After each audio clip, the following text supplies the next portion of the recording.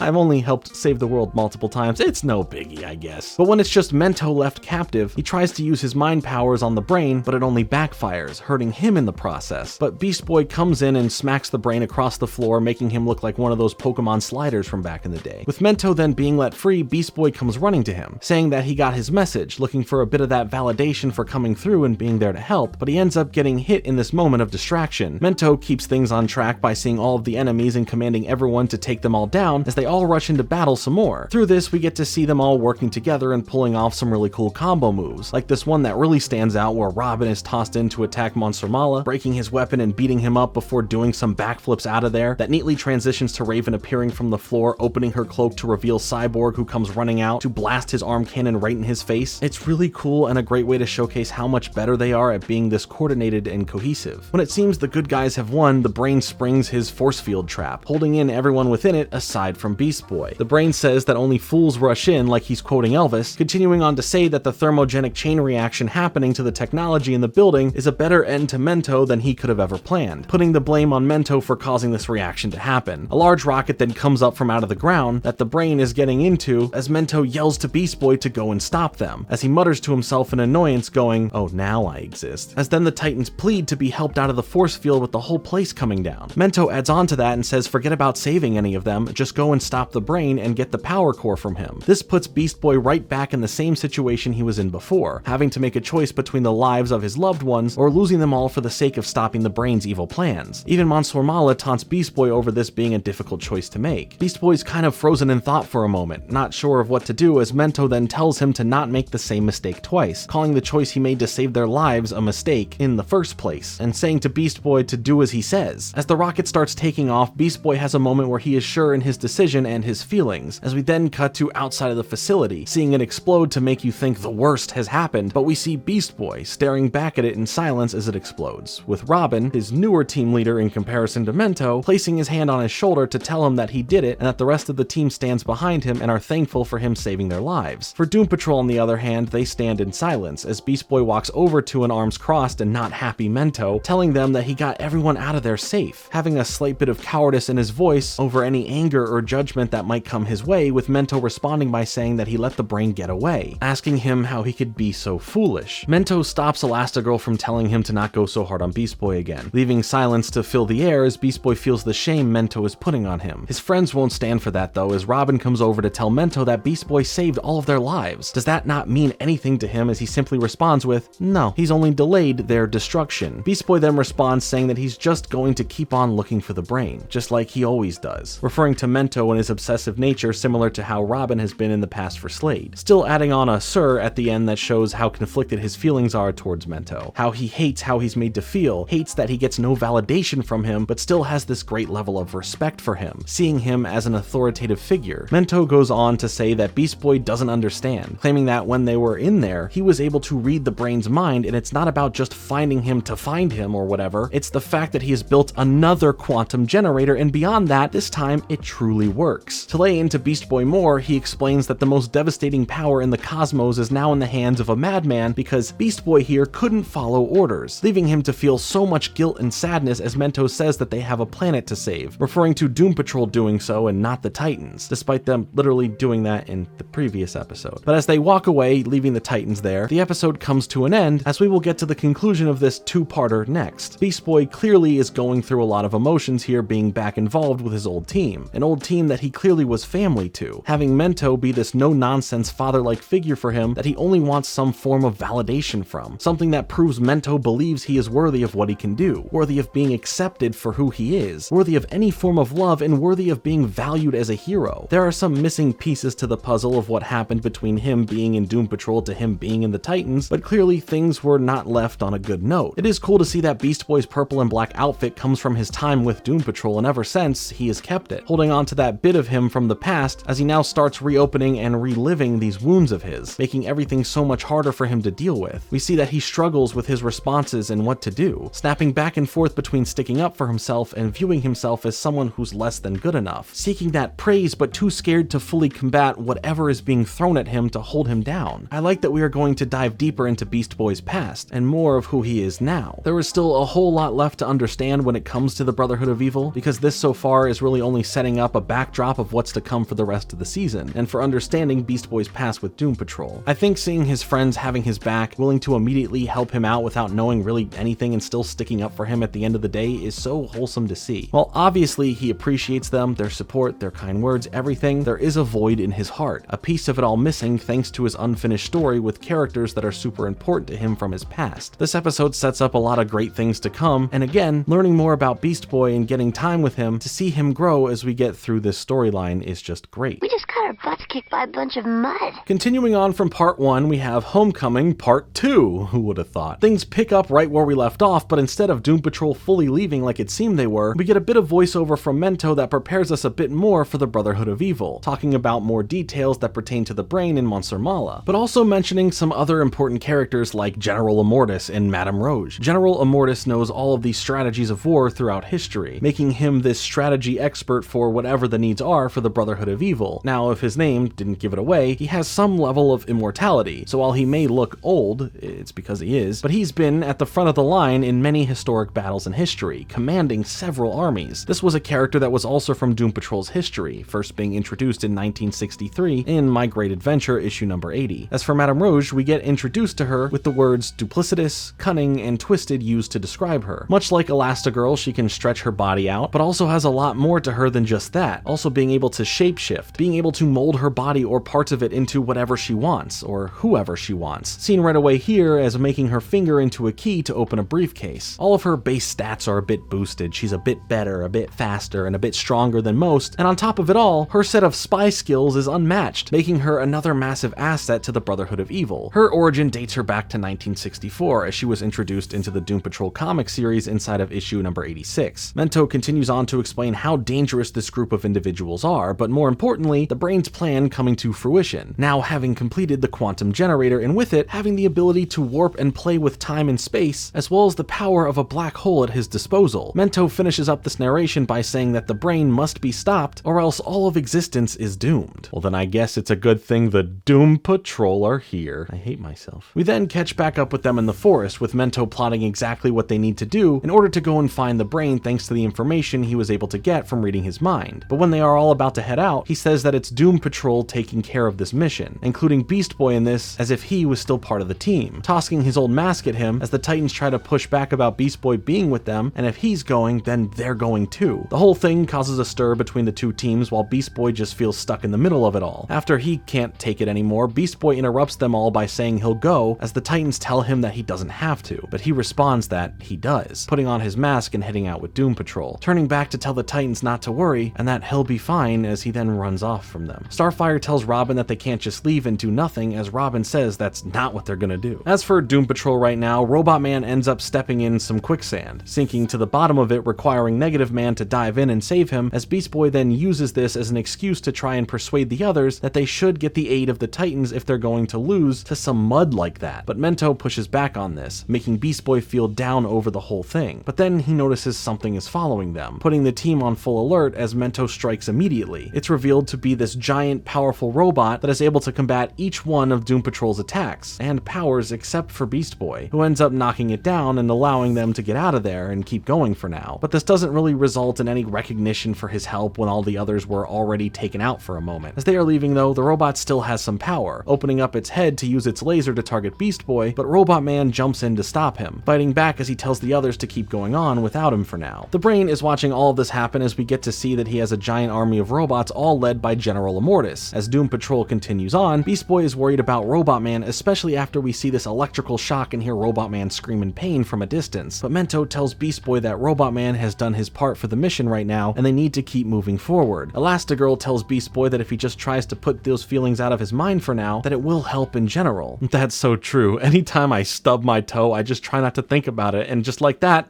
I'm not in pain anymore.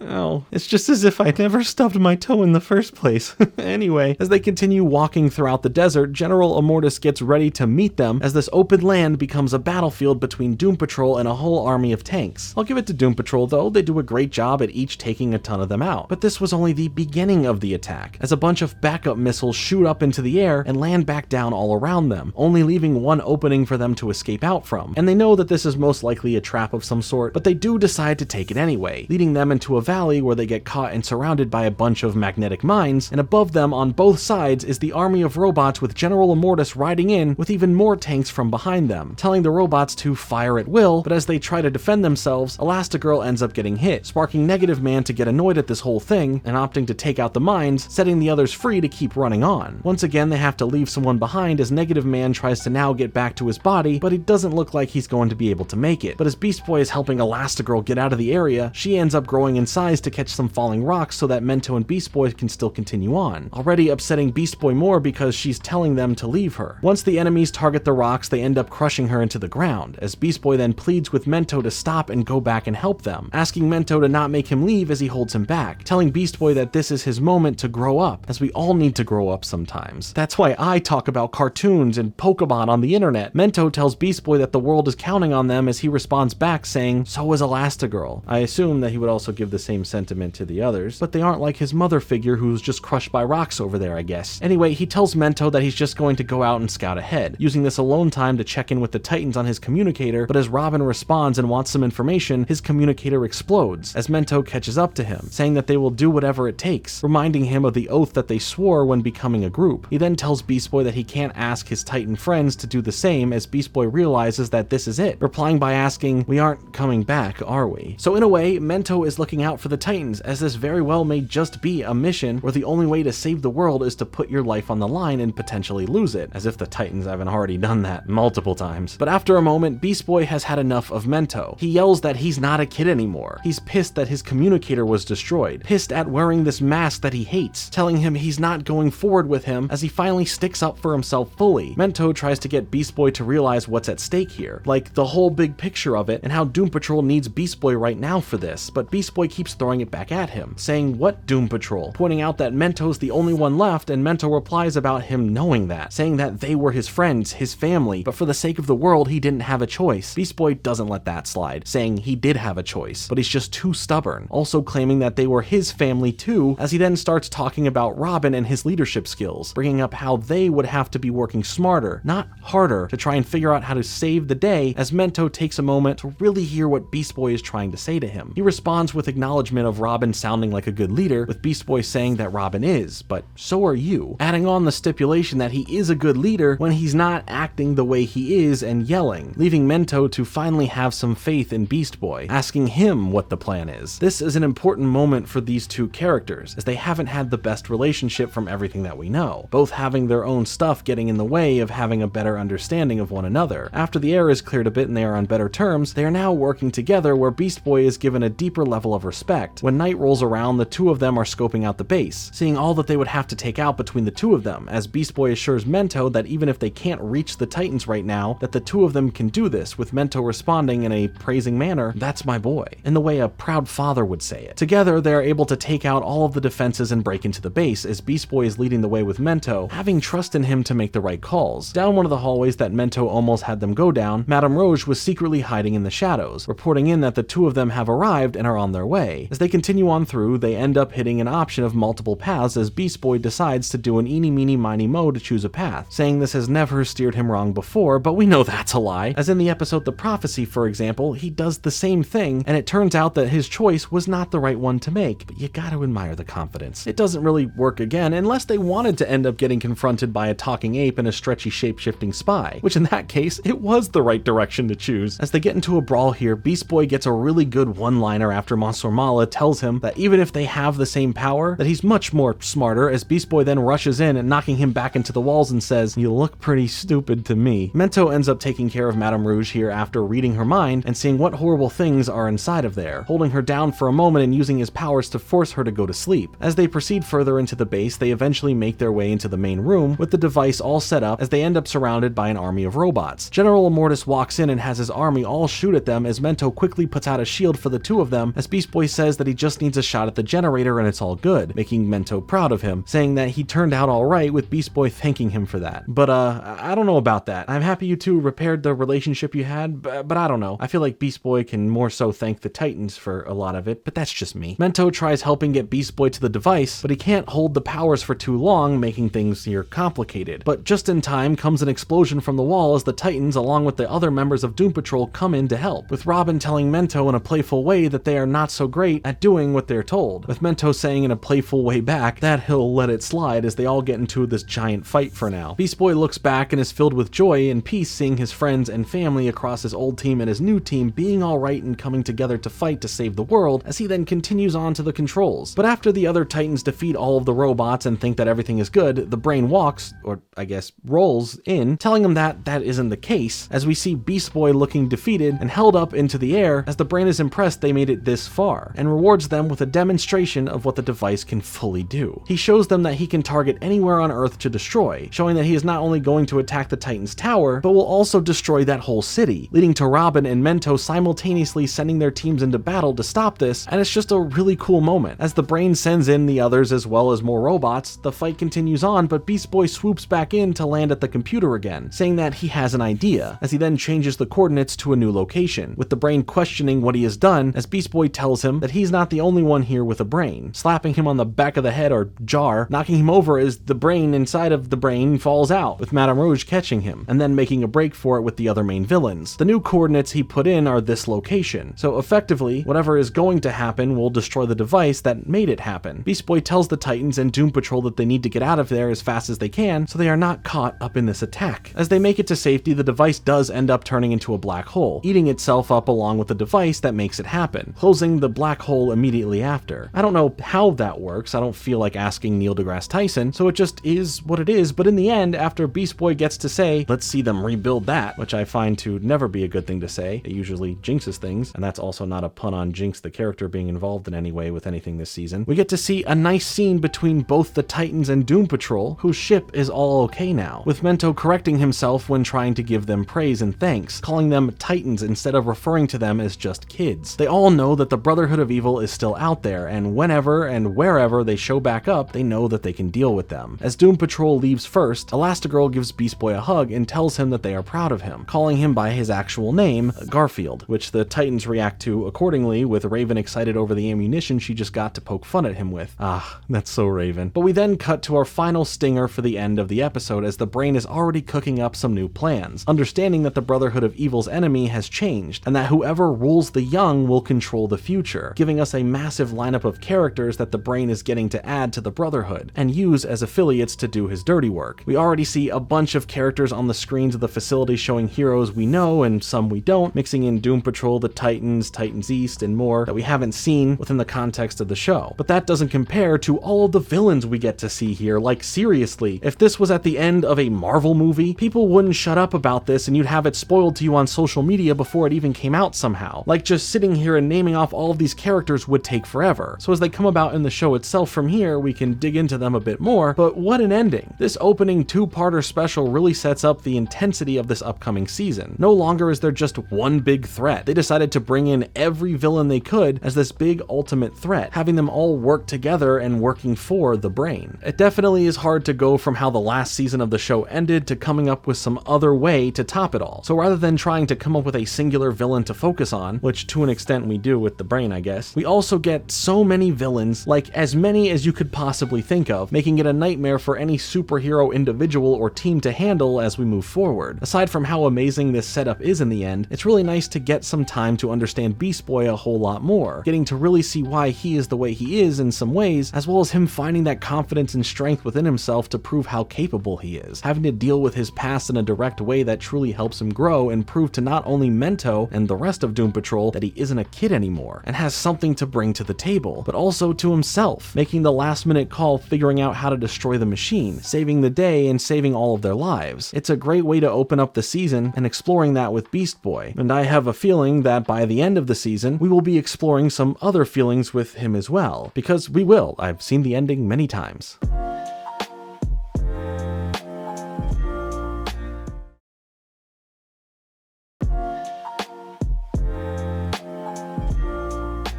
You can't touch me either. Our next episode, titled Trust, continues on from where we left off at the stinger of the previous episode, setting up the majority of the plots we will see this season as we get to explore so many other characters outside of just the Titans. First off, we get to see Wildebeest make a return after so long. Unfortunately, what we do get from him is a sequence where he is on the run from what appears to be Madame Rouge, ending things off where he's trying to reach out to Robin with the Titan communicator that was given to him in the Winner Take All episode, but when Robin responds, it's already too late as Madame Rouge catches up to him, and all we see is his communicator fall over a cliff and break apart. Poor guy gets easily defeated and pushed aside in one episode, and now he instantly gets picked off in this other one. Anyway, we did get to see Madame Rouge try and reach for the communicator before it hit the ground and broke, and we will find out why that's important when we now cut over to Monsieur Mala and the Brain, who are hiding off in Paris discussing the capture of Wildebeest and the importance of trying to get the communicator as a way for them to spy in on the Titans and then be many steps ahead of them. As they continue on to discuss this, the Brain isn't too worried and is confident that evil will prevail in the end, and that their next target here is going to be Hotspot, another character we met in Winner Take All. As we head over to Morocco next, we hear that Madame Rouge is ready and lurking in the shadows to have a chance to grab Hotspot, or rather the communicator, and I'll get to that in a second. We then see a thief running away as Hotspot follows in pursuit trying to stop him, as Madame Rouge isn't sure why the mission is for her to grab the communicator from Hotspot and not also grabbing Hotspot, thinking that they are wasting their time going after honorary Titans instead of the main group. But the Brain explains the tactics here, saying that a good player learns everything they can about their opponent, and this dude means he wants to learn everything he can about the Titans down to the most insignificant details before making any big moves, and beyond doing so, from other close associates. He knows that he will gain more information from the enemies of the Titans as well. He must be glad that he basically assembled all of them in one room last time. Before Madame Rouge gives her opinion on the matter, the Brain gets very angry, saying that he doesn't care what she thinks, telling her that she will not go near the main Titans until she is ordered to do so. She replies that she understands, but upon disconnecting the call, she says to herself, for now. And you know, when there's already this kind of issue going on between the bad guys, things can't be great for them. Madame Rouge is about to go rogue. Man, put that as the tagline of the movie about her, and we're talking money. Whatever Madame Web brought in. After Hotspot saves the day here, she ends up confronting him, showing off her powers and telling him that he should call for backup from the Teen Titans, but he tries telling her that he works alone, despite being an honorary member of the team. So then she just goes after him and has this really cool moment where she walks through a fence as if she's the T-1000 on a mission to get John Connor, shocking Hotspot as he asks, "What are you?" with her response being, "Whatever I want to be." And that just goes so hard. Seriously. I'm thinking her movie now could be at least making money like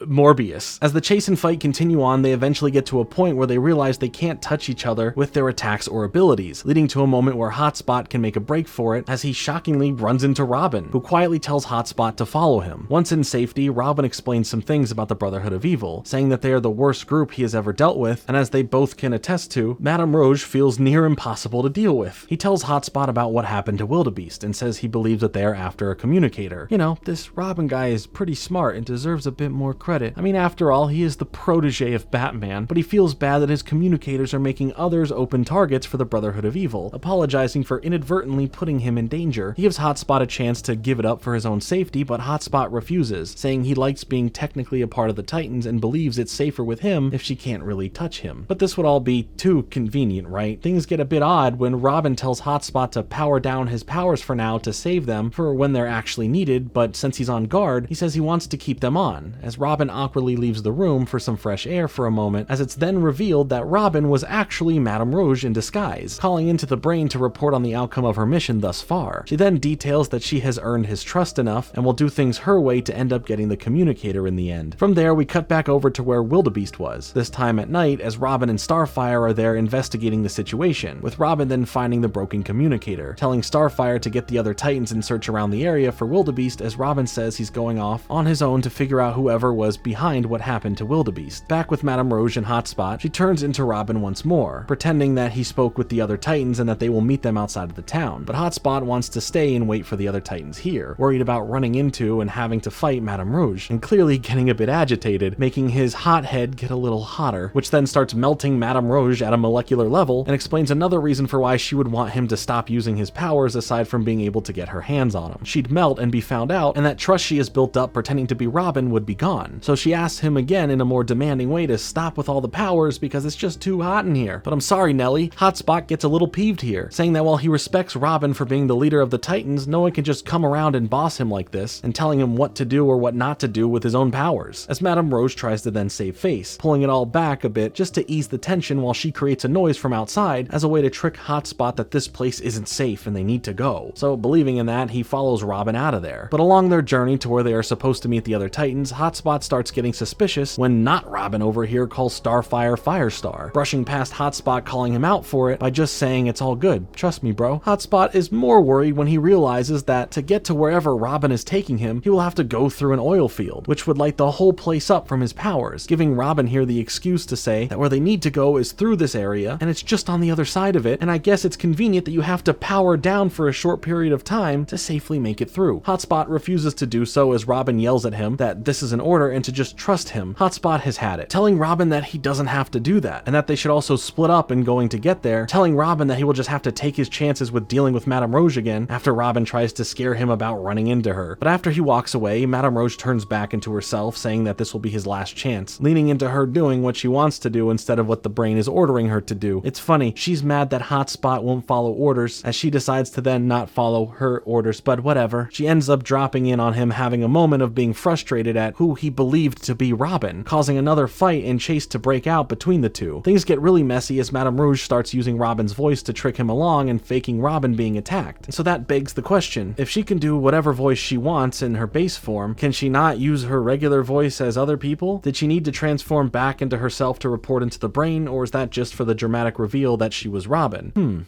Either way, probably doesn't matter. As Hotspot gets away briefly again, he runs into Robin as he tells Hotspot to toss him his communicator as Madame Rouge broke his and he wants to call in to the Titans. But he's still not okay with something about Robin, saying he will call into them himself, so fake Robin here creates another sound around them saying that she's found them, blaming Hotspot's spots that are hot for allowing her to find them, saying she could have some sort of heat-seeking detector and he should just turn off his powers as he refuses to still do so, but Robin keeps saying to trust him, telling him there is no other way out of this as Hotspot then finally gives in, transforming into what he looks like normally, as Madame Rouge then wastes no time using her abilities to defeat him, getting his communicator and speaking on it as Hotspot to trick Robin into coming there, as Robin gets the message and, surprise, is on the way once he gets the location set, figuring out that after Wildebeest and now Hotspot that the Titans are under attack in general, and things are going to get real serious here. Hotspot pretends to be knocked out for a moment, using the opportunity to launch a sneak attack on Madame Rouge to get the communicator back. Doing so and figuring out her plan, he smashes the communicator on the ground, thus ruining her objective. This pisses her off as she then sucks him into her, making it seem like this is a part of that section of the internet that is into people being inhaled by other people as they now live in their tummy or something. Maybe it has to do with Kirby, I don't know. But he gets back out of it, maybe a bit scared from the whole thing, but he's powered back on and continues to run away from her now, leaving him to end up at the oil field as Madame Rouge baits him into trying to attack her, causing some problems between his powers and the oil field, naturally. But now the real fun begins as Robin finally arrives, the real Robin, finding the broken communicator and locating Hotspot as he gets attacked by him instantly and is surprised at why, saying that he's Robin, but of course Hotspot doesn't know any better. We see him really getting confused as to if Robin is real or if he is Madame Rouge, if any part of earlier was real or was it always her? Is this her now? Could it actually be Robin? How is he supposed to know? He's freaking out a bit over this. But then we get the classic robot or clone situation where now another Robin appears and claims that the other Robin is the fake Robin, confusing Hotspot more as he sends in an attack at both of them, with the result showing that the second Robin has melted for a moment as Hotspot runs off and Robin ends up fighting against himself. This fight is pretty fun, and unless she is using her powers, it's hard to keep track of which Robin is which, making the fight a bit of a mystery bag at moments, and I appreciate getting lost in the fun of it. But after Robin taunts her for a bit, she turns back into her real self, poking fun back at Robin about him not minding being beaten by a lady. Then Robin just hits her with the line, "You're no lady," and then hits her with an explosive he's holding. Man, he was so scared of being beaten by a lady that he decided to blow himself up too. Rest in peace, Robin. Coming out of the explosion is Madame Rouge, making it seem that Robin actually didn't make it as Hotspot and her get into a fight once more. After Hotspot gives it his all and tries to take out Madame Rouge, we see that Robin is just fine after what happened and comes running over, hoping to find Hotspot okay from all the wreckage. As he gets there, he ends up seeing a very weak and no longer powered up Hotspot, now helping him stand up as Robin tells him that he did it, and he responds that he barely was able to. But I guess the day was saved? Well, now at the ship with Robin, Hotspot seems to be okay, but just a bit shaken up from the whole thing, as Robin then calls into the Titans to update them. The other Titans report in that they were not able to find any sign of Wildebeest, leaving his disappearance at the hands of Madame Rouge a mystery for now. Hotspot then asks Robin if he's heading back to the tower, but he responds that they won't be going home until all of this is sorted out. And you know what that means. It's the season of traveling around the world, baby. No longer are we just 99% of the time in one city, we are now global. Aside from that, Robin gives Hotspot his communicator, since he had his smashed earlier. Robin tells him that they're going to stay in touch more than ever during all of this to make sure that no one a part of or affiliated with the Titans is left on their own to deal with this, giving the honorary Titans a lot more purpose to be more involved after all these years. But after Robin leaves, we get the obvious reveal that this wasn't Hotspot at all, as we hear Madame Rouge's voice saying that Robin should definitely keep in touch, and leaving it to be assumed that Hotspot was defeated and is probably going wherever Wildebeest is as well. This really ends the episode on a dark note of Madame Rouge manipulating the trust of Robin to ultimately get her hands on a communicator, showing just how powerful she truly is and that she's not like most of the villains they have ever had to deal with. This is honestly just her episode. She's the main star, with Hotspot being the support. I think it was really well done. Some cliches in here, but they never hurt nobody. If that bad anyway, it's okay. I just really like how this episode feels so different in the fact that the main Titans are just mostly there for background plot pieces. In fact, aside from Robin and Starfire, Cyborg, Beast Boy, and Raven don't get any lines in the episode at all. So it's interesting to not have them really be important until Robin's entrance towards the end becomes necessary for Madame Rouge to win. It's a great setup for all that's to come next and builds up the severity of the Brotherhood of Evil. The next episode, titled For Real, switches up the focus for who are the main stars of the episode. Yeah, for real. First, we start off with Control Freak taking over the Titans TV, showcasing a prison number just like last time, but this time it refers to the previous episode titled 257-494, and I like that running joke to hide production codes in these episodes. But Control Freak is back with the Ultimate Titans Challenge, devising some ultimate plan that will put their specific powers to the test, having a mystery arsenal of things up his sleeve, and that literally just looks like the silhouette of Reptar, as he then tries to gloat in their face over their upcoming defeat, but he soon realizes that no one is here, and that he has been talking to no one. Remember, the Titans are all out there dealing with a global situation right now. Believe it or not, the Titans aren't at home. That's an age test to get the reference. Either way, Control Freak teleports himself into the tower itself, going from room to room to try and surprise greet the Titans, but they are still nowhere to be found. Luckily, Silky comes in to say hello, scaring Control Freak a bit as he just decides to wait for the Titans to come back for now. So I guess he can just make himself at home for the moment. Even with how serious the threat this season is, there is still room for some silliness sprinkled in, giving us a smaller break from the higher stakes moments that we've been experiencing the past few episodes. We cut to a blue version of the T-ship coming over to the Titans Tower, as this ship has all the members of Titans East coming over to be the protectors of the city over any villains that catch wind that the Titans are out of town. This brings back in Bumblebee, Aqualad, Massiminos, and Speedy, as Cyborg gives them a call to give us a bit of exposition about the whole thing. And despite all of his precautions, Bumblebee tells him to relax and that they got this, no worries. When they arrive, they are taken aback by how awesome the setup at this tower is compared to their own. But not before too long, Control Freak sneaks up on them, thinking thinking that they're the main Teen Titans team, but then gets confused as to who they are. Of course, they try to have this fun, almost Team Rocket-esque explanation for who they are, telling Control Freak that together they make up Titans East, but he is disappointed. These aren't his Titans. He's never heard of these people before. He then shows off just how much of a fanboy he truly is, introducing himself and still claiming to be the Titans' arch nemesis, going on to introduce who the real Titans are as if we, or Titans East, don't know already. As he is cosplaying as each of the Titans here, I just love that when he pretends to be Cyborg and using his arm cannon, Silky pops out and pretends to be the ammo. It's adorable. And there's also this moment where he's pretending to be Starfire and mentioning that she's too good for Robin and that he will never appreciate her, giving this commentary about the will they won't they relationship between the two of them and adding his own biases into it. He's just like an actual viewer of the show in general. Titans East couldn't care less about Control Freak right now aside from thinking that he's pretty lame and make fun of him for not even being on Cyborg's list of villains to look out for, making Control Freak mad over seeing some names on the list, adding some commentary when he notices Puppet King on the list and is confused because he's only appeared once and Control Freak is a reoccurring villain. He then questions Speedy, asking if he's the Robin of the group, which makes sense based on how we first met him in Winner Take All, but Bumblebee has had enough, yanking him up into the air and telling him that it's time to go back to jail, but he refuses, wanting to test the Titans if it's the last thing he ever does, as Titans East step up to give him a fight. He feels pretty confident that his special challenges made for the main Teen Titans would be too much for these other Titans, and then we have a bit of fun with the animation, making things look like a turn-based RPG where Control Freak selects his attacks, which here takes out the other Titans to move them out of the way for now aside from Bumblebee, as he then traps her within a bubble, making her a Bubblebee. It's okay if you hate me, I regret saying that. I think this whole video game bit is pretty funny. We get to see Control Freak making his way around the tower as if he was in an area to explore in an older RPG, having varying success dealing with the Titans East members he comes across, even making Masiminos only speak English now. Aqualad comes in as the only one who breaks Control Freak's special device, taking away all of the special stuff that he had to use against them, as he's now mad and upset over this, claiming that it would have worked on the regular Titans and that this group of Titans have stupid powers, sending himself back into the TV and saying that he doesn't want to fight with them anymore, as if they are beneath him and he totally didn't just get cornered and was about to lose. Titans East don't really care all that much aside from seeing if they can track down where he went off to while they clean and fix the place up from the little bit of damage that has been caused. During this, Cyborg calls in and is worried over getting notifications that weapons were fired in the tower, and before the truth was told to him, Bumblebee just says it was something silly with Silky and there is nothing to be worried about, clearly hiding this from him to keep up with her saying that they have everything under control. When Cyborg gets interrupted with whatever is happening on their mission and ends the call, Aqualad is mad over why Bumblebee wouldn't tell the truth, as she explains that they can't have the Titans thinking that they can't handle things going on in the city, and on top of that, all from a villain who isn't even on the list that was given to them. That would be embarrassing. Aqualad just wants to find wherever Control Freak went off to, but the day needs saving when the alarm goes off at the tower with a villain we haven't truly met yet is just robbing a bank, whose name is Andre LeBlanc. He's just a good thief who also uses the occasional explosive to help him. He's an actual character from the comics, first premiering in 1968 in Teen Titans issue number 18. Remember this, I'll talk about it in another episode. He gets defeated easily here as he mentions while being arrested that he thought he had a chance to get away with the crime over the fact that he heard that the Titans were out of town, meaning that the word is actually spreading to villains that the city may be open to get away with crime more so than ever. After, as Aqualad wants to keep going after Control Freak, Titans East are alerted to multiple crimes around the area to go and deal with, as we then catch up with Control Freak as he watches things from his computer setup, doing his research to find out more on Titans East. We see him having a conversation online with others who have their own opinions on anything and everything Teen Titans, as we see that they think Titans East are just posers at the end of the day. We then cut back and forth between this group talking bad about Titans East and fanboying over the main Teen Titans, and clips that they watch of Titans East helping out around the city and showcasing their powers, saving people and just doing some good deeds. Titans East is having a bit of annoyance getting mistaken for the regular Titans with something a little off, like this kid here thinking that Speedy is just Robin in a worse costume. Eventually, thanks to his online assortment of friends here, Control Freak thinks that there should be some sort of test to truly see if Titans East can be as cool and as titany enough to be considered something closer to the level that the main Titans are held at. As Titans East try ending the day with some pizza, they discuss their annoyances of not being respected or being called by their actual superhero names, as well as trying to keep in mind what they are actually here to do. It doesn't matter who knows them or not. They are here to keep the city safe. Control Freak ends up broadcasting on a screen near them, informing them that he has a new Ultimate Titans challenge that will be catered for just them. Control Freak uses his remote to zap them all into his TV and greets them on some more screens, saying that this challenge will determine if they are worthy of the respect that comes with being considered a real Titan. But that's only if they pass. If they fail, then the city that they were supposed to be protecting will be destroyed,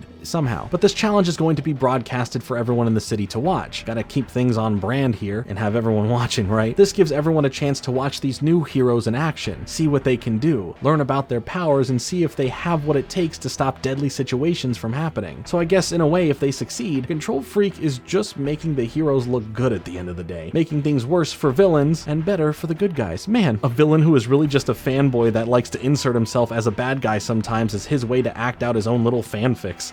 No wonder he didn't make the villain tier list. When this whole challenge is being explained and we see many different groups of people tuning in to watch the show, we do get the shot of prisoners watching as well that features Andre LeBlanc and, funny enough, Punk Rocket from the Lost episode. So without ever getting a chance to see the Lost episode, this season just had random bits of Punk Rocket thrown in there, but it's fine because we are getting more villains than ever that we haven't met yet. Aside from the first season, I guess, because at that point we never met any of them, but I digress. These challenges aren't going to be as simple as having the superhero save the day, as we see for Bumblebee, who has to stop a train rigged with an explosion and having to find a way to stop it from going off while being forced to be at her smallest size thanks to this collar around her neck. For Aqualad, Control Freak has rigged contaminants to enter the city's water supply, and Aqualad needs to stop it from happening while fighting a mechanical shark, meaning he can't just speak to it with his powers, much like we saw back when he was dealing with the squid and fish back at the underwater base of Brother Blood. For Masimanos, they need to get to two ends of the city to press two different buttons at the same time within 5 minutes to stop a massive explosive from going off, meaning they can't be touching to use their speed powers. And lastly, for Speedy, he is set to defend a bridge full of pedestrians from incoming missiles, but he cannot use his arrows to stop them. With everyone in the city watching, Titans East each have to handle all of these situations at the same time, making them show off their individual skills rather than something that tests them as a group. As they all start doing whatever they can to figure out how to stop their situations from happening, Speedy comes up with a plan that will slingshot himself into the air to deal with the missiles. As we cut back to the kid he helped earlier watching this on TV and saying that this is his friend Speedy with excitement, which is so wholesome to see. The others that Control Freak speaks to online aren't really impressed with the challenges they are put in, which is funny to see how they are going after each other if they aren't going at someone else collectively. Aqualad ends up being able to stop the contaminants from making it to the water supply by tricking the mechanical shark into getting stuck in the valve that would mix the two, thus defeating the shark and completing his challenge. As for Bumblebee, her shocks aren't powerful enough at her size to stop the device, but thanks to some quick thinking, she is able to siphon some power from the train tracks to use in zapping the device, stopping the timer from going down and not setting off the explosives, beating her challenge. Masimanos don't have much time left, using their powers to get to the top of this massive explosive, spinning around really fast to perform a slingshot move, and having their momentum from their speed when touching and spinning to get them to each button quickly and able to hit both at the same time, stopping the timer with 1 second left to go. Speedy, well, just ends up landing on one of the missiles, riding it and crashing into another, rinse and repeat until he sends the final one upwards into the air, letting it explode by itself and beating his challenge. And that sure was something. Control Freak ends up talking with the others online some more, as he is in disbelief that Speedy used himself as an arrow to solve getting around this whole not having arrows thing. All of the others in the group chat have turned their opinions and now love Titans East, becoming complete fanboys of them. You'll love to see it. Even Control Freak becomes a fan, either by him being won over or by pressure from his online friends to fit into what their opinion is, as Titans East appear together in the middle of the city, receiving cheer and praise from everyone, as Control Freak then appears to tell them how cool they are, but in the end, he's still a bad guy, as Titans East can't believe that the villain would just appear in front of them like this, making things really simple. They strip him of his remote and officially stop Control Freak and his freaky controlling abilities. As he is getting hauled away, he exclaims that he will be back, and now that he knows what they are capable of, he will put them through much harder things to come. Or not. Anyway, Cyborg calls into Bumblebee and is angry over all the reports he is getting about the dangers that they had just fought, but Bumblebee explains that it's actually all good and they got it under control, with Cyborg happily responding that he knew they would and asks if they wouldn't mind staying longer to look over things in the city, as the Titans will be away for a while. She responds by saying that they don't mind and that this is already starting to feel like home for them. Again, another episode that really takes all the attention away from the main Titans. And while I am sure with episodes like these and with future ones to come, some can find this a bit too much in the case of pushing the main Teen Titans to the side. And hey, to each their own, but I personally think it's a great way to expand the world of the show, giving spotlights to the other characters that can bridge these gaps in between everything going on with the Brotherhood of Evil that the main Titans are dealing with for now. The only main Titan we get here, and we barely get him anyway, is Cyborg. The others, outside of the whole cosplay segment with Control Freak, don't make an appearance or have any lines. It feels like we are getting a bit of a sequel to everything that happened after Titans East was set up, having more time with this group of characters to see how their dynamics with one another have evolved or not improved now, post Cyborg leaving to go back to the Teen Titans. While we don't get much from their teamwork side of things, as it feels a little messy thanks to their bickering with one another. They all get to have these great flashy moments to show off what they can do, as they will all grow together more and more as a unit. Now being tasked to look over the city indefinitely until the Teen Titans return, I'm sure they will be able to hold things down and become a lot stronger of a group together. It's a fun episode that feels like a nice side story that is happening while the main Teen Titans themselves are out somewhere else in the world dealing with the Brotherhood of Evil.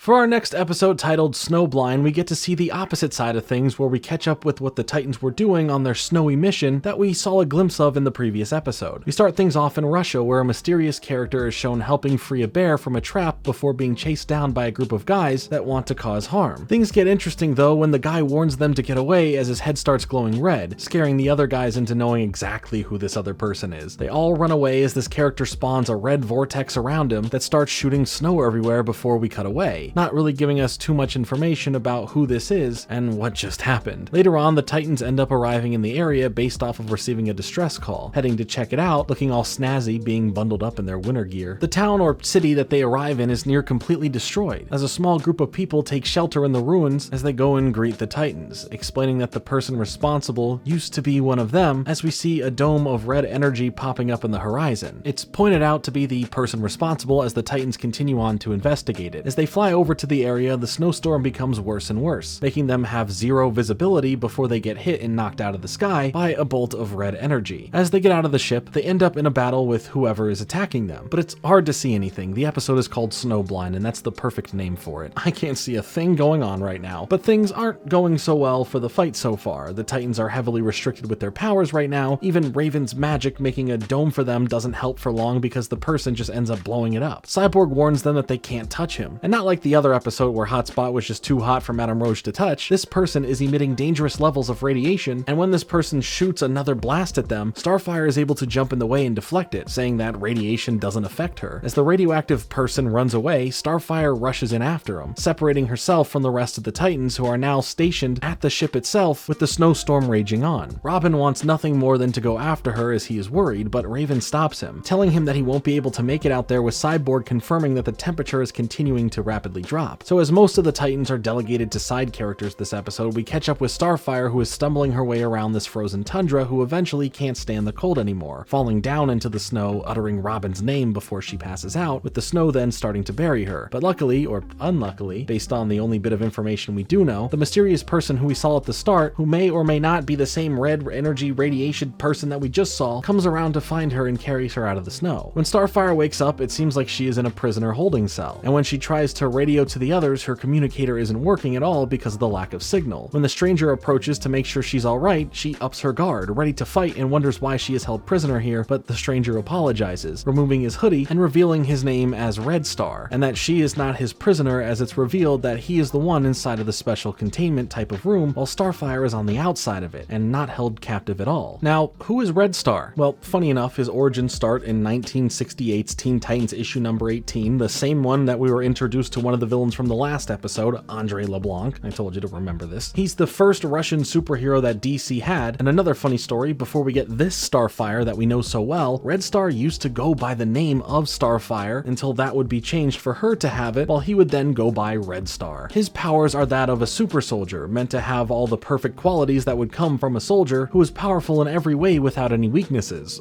On top of that, some things don't go to plan, something we shall get to, and he now can do other things that we also shall get to. But you already know at least about the glowing red face thing that he keeps doing, or more or less his whole body, and he also has these completely filled in green eyes. Kind of odd, but I'm not judging. The other Titans are all tired of being stuck there as Robin worries more and more about Starfire, but Cyborg is able to pinpoint a lead that will take them to some sort of radiated area nearby, assuming this to be why their comms are not working. They brace the weather to then find some green liquid pouring down from somewhere in the area as they follow the path it's coming from to see what is causing it to happen, happen, as well as hoping that this all ties into the radioactive person they saw earlier and where Starfire had gone off to. As for her, she continues having a conversation with Red Star, who turns out to be a well-mannered person who wanted to save her from freezing to death when he was alerted to his proximity alarms going off. You see, this guy is self-imprisoning himself, for reasons unknown as of now, and has the perimeter of the area rigged up to alert him of others coming near him at all. He warns her that people have a great fear of him because of some sort of special power within him, but Starfire claims to not have this fear as he then opens the door to let her into his space. He explains to her that her communicator doesn't work because of the place that they are in, and getting in the way of that. But things start getting revealed once she tries to get him to help her get back to her friends, thinking he's worried about running into whatever she faced earlier, but he tells her that it is actually him that caused all the problems for the villagers who sent the Titans his way. But when Starfire claims that they had just fought, he says that isn't him, and for him being dangerous is why he stays here in the first place, keeping himself away from everyone. So things aren't really adding up here. Clearly Red Star had done something awful some time ago, but isn't a bad guy, and someone with potentially similar, if not way more severe, powers is actually responsible for similar acts and for fighting the Titans. Guess we shall find out, huh? Even with all this confusion, Starfire chooses to give him the benefit of the doubt and believe him, and in return, he continues to be a nice guy and feeds her some warm food. Eventually, his proximity alarm goes off again, as they both are thinking it is whatever this other person or creature now coming into the area. But here is where things get a bit messy, as he doesn't want to go out and deal with it, and tells Starfire that whatever it is can't get in, so they will just wait. But Starfire can't stand him doing nothing about this, telling him that if he doesn't do anything about it, that it will return to the city to cause more destruction that he will ultimately be blamed for. After he still refuses, Starfire gets really angry, telling him that he might want to hide here and do nothing about it, but it's her sworn duty to help when it's needed, leading to Red Star's eyes turning red before he runs away from her and into a special chamber, locking himself in for a moment as he siphons out this energy inside of him into these containers, stopping whatever problem could have happened if he didn't. He tells Starfire that this is why he can't leave, but she says that she can. She must go after this creature or person or whatever, as he nods his head in agreement for her going out there. But when she is heading out, her friends are the ones at the door. So I guess this whole worrying about whoever was out there is okay, because it was just the Titans. But let's think about some things. His powers, before turning red, started coming out of him as this green color. The Titans found a pool of radioactive water and followed to where it came from, which was this place. Perhaps there's some correlation here between his radiation juices somehow flowing out into a stream that someone or something got into and created this other being that they are having to deal with now. Who knows, but the other Titans at least know what Starfire knows now, getting caught up about who Red Star is and that he's being blamed for what's happening right now. We then get a flashback that explains Red Star's origins, showing him being chosen to be experimented on to become a super soldier, and from his looks before to his looks after, it was safe to say that things had worked out greatly to create the perfect soldier. Hey, look who was there. Is that Professor Chang? Oh, you. But as time went on and tests seemed successful, there seemed to be one bit of something off. At a certain point, his body would start getting overpowered by radiation, leading to a massive explosion, destroying the whole area. Ever since that happened, he has kept himself here to keep others safe, on top of feeling guilt and shame for all that had happened. He ends up showing the Titans his secret room full of all the vials of energy that he has made, as the others believe it's enough to power the whole city for a good while, but he responds knowing that the people would never accept him for it. Robin was about to bring up something to Red Star, but his thought is interrupted by the proximity alarm going off again, and this creature now finally ends up showing up as he crashes through the side of the building, as we get our best look yet at this radioactive Demogorgon looking thing. As the Titans can't really offer much in a fight due to the radioactive nature of things, Red Star finally jumps in to help after Starfire's plea, being able to then land some blows on it, but soon he becomes engulfed in his own glowing state that has him in fear of repeating the past. As he rushes over to the machine that drains him again, we see that this monster ends up grabbing a bunch of his containers, taking in the radioactivity to become stronger and more radioactive. I feel I have said radioactive more times than the song Radioactive by Imagine Dragons. Wait, remember when this song was nonstop played for like a whole year or two, being in like every video game, movie, or TV show trailer? No? Just me? Alright then. Anyway, the monster becomes a lot larger, having some of the vials now sticking out of it as it runs away from the building, giving Robin the chance to explain to Red Star that what he is doing is not being contained, it's leaking from the building, and the creation of this creature came from Red Star's radioactive goop. Red Star, of course, takes all of this as his own shame, never knowing about this and never wanting it to have happened in the first place, but Cyborg says he wouldn't have known. It happened to leak out through some small cracks and everything. But I mean, if he goes out venturing here and there to help wildlife or Starfire, then how come he didn't see this green liquid river coming from this building? Like, this isn't a small amount. This is literally a river that turns into a lake. Kind of hard to miss, but whatever. He didn't know better. But rather than watching him feel shame and not know how to help when he fears what his powers can do, Starfire gives him some motivation, telling him that the greater the struggle against your power, the more it resists. Embrace what you have inside, let it become you, and you will find out what you are meant to be. Saying all of that while showing off the control she has over her power, letting it become unstable as she brings it back to being under control. This may hint to some personal struggles Starfire has gone through in her life understanding her powers through controlling her emotions. We've seen when her powers don't work because of not being in a good or right headspace, but there may have been a time where she had to learn similar things that she's saying to him. Red Star takes in what she says and offers to help out now, and as they head out now on some snowmobiles that he built in his free time, Robin tells him that he doesn't always need to be alone, handing him a Titan communicator and making him an honorary member of the Titans. As the monster makes way to the city to cause more harm, the Titans are quickly approaching, with Red Star nervous about returning as he made a promise to himself to never come back in fear of hurting anyone or destroying anything. Starfire stops to tell him that he is a good person and they will see this, leading him forward again towards the city as we see explosions going off from the creature. Upon reaching the city, they are told that the creature is heading towards the power plant, with that being the only thing their mostly destroyed city has a bit of left. But they are taken aback when they see Red Star with them, with the general here being the one who oversaw his experiments to make him a super soldier, and has warned him about ever returning after the destruction he had caused. At first, he is angry. After Red Star says that he is here to help, he responds by saying that every day he lives with the reality of what he did, telling him to look around at all that he had caused, refusing his help now. Starfire doesn't take this, standing up to the general and saying that Red Star will do no such thing, and that if he wants him to go, then he will have to answer to her, as Starfire gets all fierce with her green glowing eyes, doubling down on the fact that Red Star isn't to blame here. As the general takes in everything being said, I mean, the accidental destruction Red Star caused wouldn't have been possible without the experiments done on him thanks to the oversight of the general, so he can't really combat those facts. He's no longer stopping him from helping. As Red Star passes by him, he tells the general that he is sorry that he failed him, but before he then fully drives off, the general stops him, telling Red Star to do his best, giving the acknowledgement that the general has seen the error of his misplaced hatred, now supporting his former super soldier. As the Titans all head in to stop the beast, there's not much they can do aside from getting the attention of the creature as Red Star tries to attack it, and later has to use all of his energy to hold back its radioactive attacks, jumping in front of Starfire to save her from a direct hit as he refuses help from her for how dangerous this thing is. As the creature turns up the heat, Red Star is holding it off from fully releasing it, leading to the creature starting to overload with all of the power. Red Star then takes the opportunity to go in and finish the creature off while trying to stop any massive explosion from happening. And while he is able to eventually defeat the monster and contain the explosion, he is severely weakened by it all and stuck glowing red, begging the Titans to help him get far away from here so he doesn't cause any more damage. Before going, he tells the others that there is no need to worry as he has no more need to be alone, as Starfire thrusts him into space as they let go of one another, offering a smile as he drifts away, ending with him exploding into a massive radioactive ball that starts to calm down, turning into a shimmering red light in the sky, living up to his name of Red Star. Everyone in the city, including the Titans, look up in awe and silence, feeling the sacrifice that he made to keep the people in their city safe, and Red Star got a chance to feel redeemed and good about himself, no longer feeling the need to hide away by himself, getting the confidence to do good and leaving a warm blanketed feeling over such a cold and frozen over land. When Starfire returns, Robin tells her that she did a good thing as she replies that someday he will return that kindness, ending the episode there. While I really like a lot of what this episode has in it, it is a bit of a jarring ending that doesn't flesh out some of the details going on. It just kind of ends on a bittersweet moment without giving a few more bits of closure. We kind of see the creature get finished off, the energy situation with all the energy left is alluded to with the city's limited power but never really expanded upon, or becoming this big final gesture from beyond that Red Star can offer the people. I mean, they set up the creature perfectly to destroy their power plant so they could have the solution come from the Titans, telling the people of the city that this is a gift from Red Star as he would want them to have it. And Cyborg would help to make sure that there isn't a leak problem so a monster like that doesn't form again. We don't have any of that though. The episode just kind of ends, and I feel that if the episode were allowed to have more time to wrap things up, we would have had more. That doesn't mean it's a bad episode. We get some great moments with Starfire as she builds this inspiring connection to Red Star, and we get little moments where we see how much she truly cares about Robin and vice versa. We get these smaller connections to the wider world of the show by having Professor Chang in the flashback segment showing that he was involved in the experimentation process of creating a super soldier. So that's a fun little Easter egg thing. But the best part is how cool Raven's wintertime outfit is. I mean, drop this as a Fortnite skin, I'll get my V-Bucks ready. And also, you're very much meant to believe that Red Star is dead now, but then kind of confused on that when Starfire says that somehow the favor will be returned, that kindness will be returned. So we'll get to that when we get get to that. In the end, I think it just needed a bit stronger of an ending to make the episode feel more solid, but there's still a lot to like here.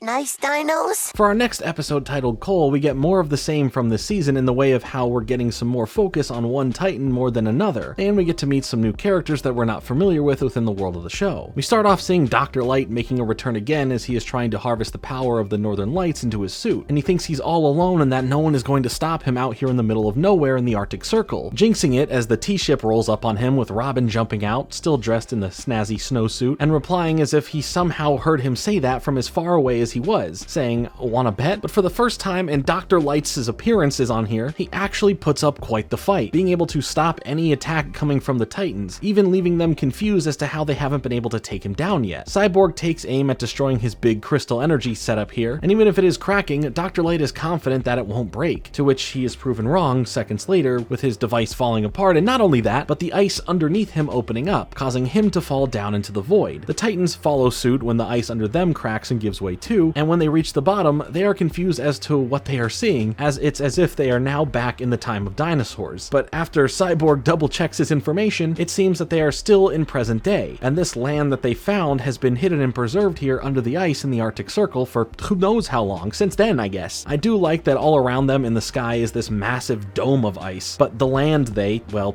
land in, is this more jungle-like setting where it's warm enough to shed their winter gear and perfect to try and not get eaten by dinosaurs. They immediately run into this pack of raptors where Beast Boy turns into one to speak with them, only to learn that they just want to eat the Titans. It's a cute little bit, but hey, it's a dinosaur episode. I love dinosaurs, so that's cool. I hope they'll be the central theme and not forgotten about completely after this moment, because that's probably what's going to happen anyway. But if these dinos were able to survive their mass extinction event, what makes the Titans think they have a chance at defeating them? Because they don't. Things aren't going well. But then, out of nowhere, two new characters come swinging in as this caveman and pink-haired girl work together to fight back against the raptors, as the girl turns into a solid crystal that the caveman is able to swing around like a club. Definitely an interesting tactic, but after saving the Titans, they introduce themselves as Cole and Gnark. Both characters have origins within the comic world, both stemming from the Teen Titans, with Cole first coming around in 1985 in the new Teen Titans issue number 9, and Gnark first coming around in 1971 in Teen Titans issue number 32. Both characters in the context of the show here are working together, having a bit of a partnership, if you will, as they have clearly demonstrated that they can survive in such a terrain as this with ease. Cole here has these crystal-related abilities, so I'm sure this will tie into Dr. Light in some way because of his crystal experiment moments ago, but aside from turning her body into crystal, she can take in energy and amplify it, and she's very agile thanks to her gymnastic skills. For Gnark, he's just all big and strong, having all the specialties necessary for survival in such an environment, making him skilled in all the needs that anyone would need if they found themselves in a surviving in the wild with dangerous creatures around type of situation. Now, notice that I am calling him Gnark and not Nark, as to leave the G silent. Well, that's not me being rude like in Spyro the Dragon when they call Nasty Nork Gnasty Gnork. That's just how it's pronounced here. We do get a little bit of silliness here that I think is well needed after so much seriousness that has happened, and while they're all meeting each other, Gnark is pretty scared of people from the upper world, as Beast Boy then says, "So is Raven," with her getting mad at the comment, which scares Beast Boy, causing Starfire to burst out in laughter. It's a small little moment, but it was wholesome, and the lighter tone definitely felt nice to get. Before they continue on to look for Dr. Light, Cole says that they are glad to help them, but first they should all eat, inviting the Titans to some dinner, to which they gladly accept. Cyborg makes some comments to Cole about not expecting such toughness out of a little girl, pushing past Gnark to go and speak with her. She tosses back some playful shade, asking if he thinks only big guys can be strong, as Raven and Starfire zoom up to give him some judgmental glares as he tries to backpedal his statement for him not meaning it like that. But as this is happening, we see in the trees above an invisible outline of Dr. Light looking over them. He has witnessed what Cole can do with her crystal abilities and claims that his villainous goal down here is now to get Cole. Cole is the goal. Once the Titans get to Cole and Gnark's place though, she explains that they don't really have technology down there, as Cyborg tries to set up a light, having Gnark help him. But with the light being bright and hot, Gnark freaks out over it, smashing it up as Cole explains that Gnark's experience with the modern world hasn't been great, and technology generally scares him, keeping him down here in a captured place in time that fits his vibes more, which is why he was really hesitant and scared when Cyborg went up to greet him at first. But the vibes in general are going to be off once Cyborg and Gnark get into an eating contest where Cyborg beats him, receiving praise from Cole as Gnark runs off in sadness. I mean, from his perspective, this person who is part technology comes down to your world, scares you, pushes past you to talk to your best friend, has you break past your comfort zone to help set up a light, causing a reaction to it for you to break it, and then beat you in something that no one ever could, earning praise from your best friend. Yeah, Gnark isn't too happy at all. Cyborg feels bad and offers to go after him with Cole, but she says she's gotta do that alone, with the Titans then continuing on to look for Dr. Light, and Cole saying that she'll catch up with them soon. Gnark can only communicate by saying his name like he's a Pokemon, so when Cole finds him, he expresses all of the sentiments that made him upset as she reassures him that she doesn't like the Teen Titans more than him. He's still her best friend, and that she's not leaving to the surface world with the Titans. But this moment is ruined by Dr. Light, telling her that she doesn't have a choice, referring to going up to the surface world, as Dr. Light then grabs onto her. Gnark swings in and grabs her from him, leading to a small brawl where Cole protects Gnark from Dr. Light's powers, turning into a crystal and sending the shot right back at him. But after Cole is a bit hurt, Dr. Light is able to hold Gnark at bay while he picks up Cole and places her in a special bubble that he's able to attack with his powers, thus getting his attack amplified and it being shot back out at Gnark. The Titans see the electrical commotion going on, prompting them to head towards the conflict. Dr. Light then hooks the bubble prison onto his back and starts taking her away, dropping a force field of sorts to stop them from coming after him, as the Titans arrive just a few moments too late to have helped out. As Gnark explains, mostly just by pointing and saying his name, that Cole was taken, the Titans tell Gnark that they are going to get her back, needing to stop Dr. Light before he gets back to the surface with her, with Gnark helping them now find a way around the force field and continue on towards them. Dr. Light isn't having a great time dealing with Cole as she is making fun of him for being weak and struggling just to hold on to her on his back, and Cole makes things even harder for him and trying to slow him down by turning into her crystal form, causing her weight to be a lot greater and making his trek back to the surface a difficult one. Things are a little worse for the Titans for a quick minute as they all kind of stupidly get caught in a tar pit, and I feel this all could have been avoided in the sense of not all 5 of them getting stuck, but luckily Gnark is able to help them all out of it as they continue on towards the surface. Surprise, surprise, Dr. Light is already back up there. I guess her slowing him down didn't work out too well, but he has his device back and set up, linking himself to it, and then grabbing Cole from the bubble prison to link her up to the device as well, and using her as his new crystal to harvest this immense power. And while this is happening, Cole is struggling against this, saying this is why she lives down there, to get away from people like him on the surface world that just want to use her for her powers. Against her will, the power of the Northern Lights comes down, hitting her as she turns into a crystal, powering up Dr. Light, who is ready to deal with the Titans and whatever they throw at him. But as the Titans come out of the underground, Cyborg notices that Gnark stays behind, still having these fears of returning to the surface, so Cyborg goes back for him, empathizing that he knows he doesn't like it up here. But they need his help because that's where Cole, his best friend, is. And on top of that, she's in danger. As Gnark takes his first few steps out, he's still hesitant and even slips on the ice, but Cyborg offers his hand to help him up, saying that the Titans will be here on the surface too, trying to make that connection that the Titans here are friends, and they are there to make the surface world a bit less scary, with Gnark accepting the offer to be helped up, symbolizing his acceptance of Cyborg not being this scary piece of technology and someone who is a friend and isn't there to take Cole away from him. It's a nice moment that shows the type of character that Cyborg is and gives some growth to a new character like Gnark. As the Titans all run in now towards Dr. Light, he is a lot more powerful, even sending Starfire flying back and crashing into the snow, and instead of helping her up, Beast Boy and Robin just run past her as if she isn't there. Like, come on, at least give Robin a line where he's all like, Starfire, and maybe makes an attempt to help her up or something, but whatever, Dr. Light is pretty powerful here, and that's what's important. I like this moment though, when Raven ends up protecting Beast Boy under her cape, and come on, that's wholesome, we love to see it. As the fight goes on and they are taking cover for a moment, we see that Gnark is pretty scared of what's all happening, but when it's time to really go all Troy Bolton and get your head in the game, he shakes that fear and sneaks around the area to get up to where Cole is, and is trying to find a way to set her free while the Titans jump back into the fight with Dr. Light. But when Cyborg notices Gnark is struggling, he thinks back to what he already tried teaching him when setting up the light, tossing him the modern tool of a wrench that he now knows how to use, beginning to take out the screws of the device to set Cole free. Dr. Light, of course, doesn't want to let this happen and blast Gnark off the device, but he gets back up, charging back at it while dodging Dr. Light's attacks, leading to him breaking into the side of the machine and separating the wire connection he's linked up to, and then using the modern tool in the original way he knows how to use things, heading back up to Cole and smashing the holding clamps with the wrench, letting her go free and changing back to her non-crystal form. But does any of this matter to Dr. Light?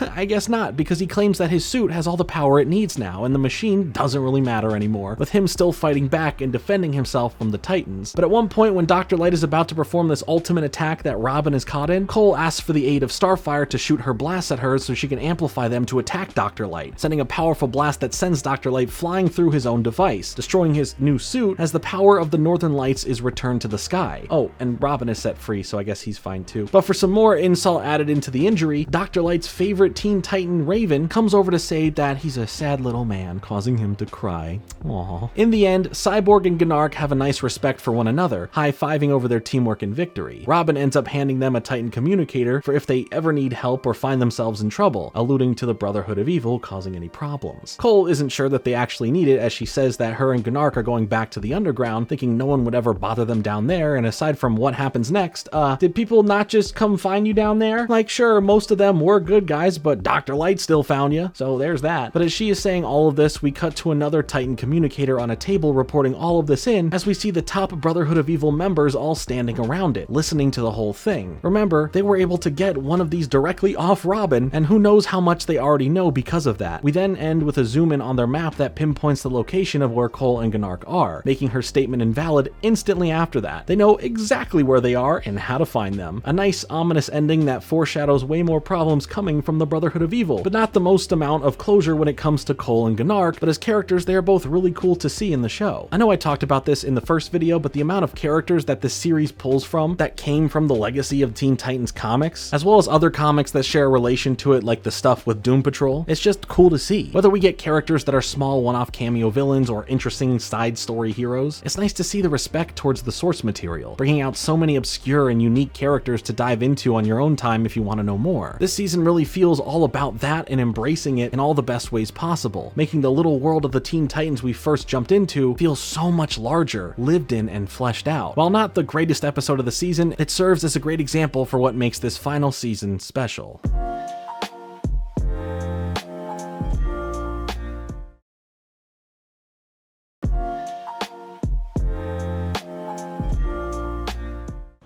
No. The next episode, titled Hide and Seek, gets things to a bit of a sillier place once again, as Raven gets to go on an interesting little adventure of her own. We meet up with Raven, who is in the middle of nowhere, somewhere in the world, waiting at a train station, with nothing really going on. She tries to contact Robin through his communicator, but Beast Boy answers, and is being all cheeky with Raven about Robin being busy at the moment, but Raven confirms that she is where she needs to be, and what her responsibility is right now, and that's waiting for some young superheroes to get dropped off to her, so she can safely bring them to a place where the Brotherhood of Evil won't be able to get to them, supposedly. Of course, when they all show up and are dropped off with Raven to deal with, she wasn't expecting a group of literal young children to have to deal with now. Raven yells at Beast Boy to put Robin on the phone, but as we see in the background, he's a bit busy, for real. As Raven is upset over what her job here is, saying that she isn't some babysitter, but Beast Boy says that everyone else is currently off on some mission, leaving Raven the one to be tasked with this, as then the communication ends because of something that happened to Beast Boy in whatever situation him and Robin are currently in. Raven sucks it up and decides to deal with it as if there's no choice in the matter, because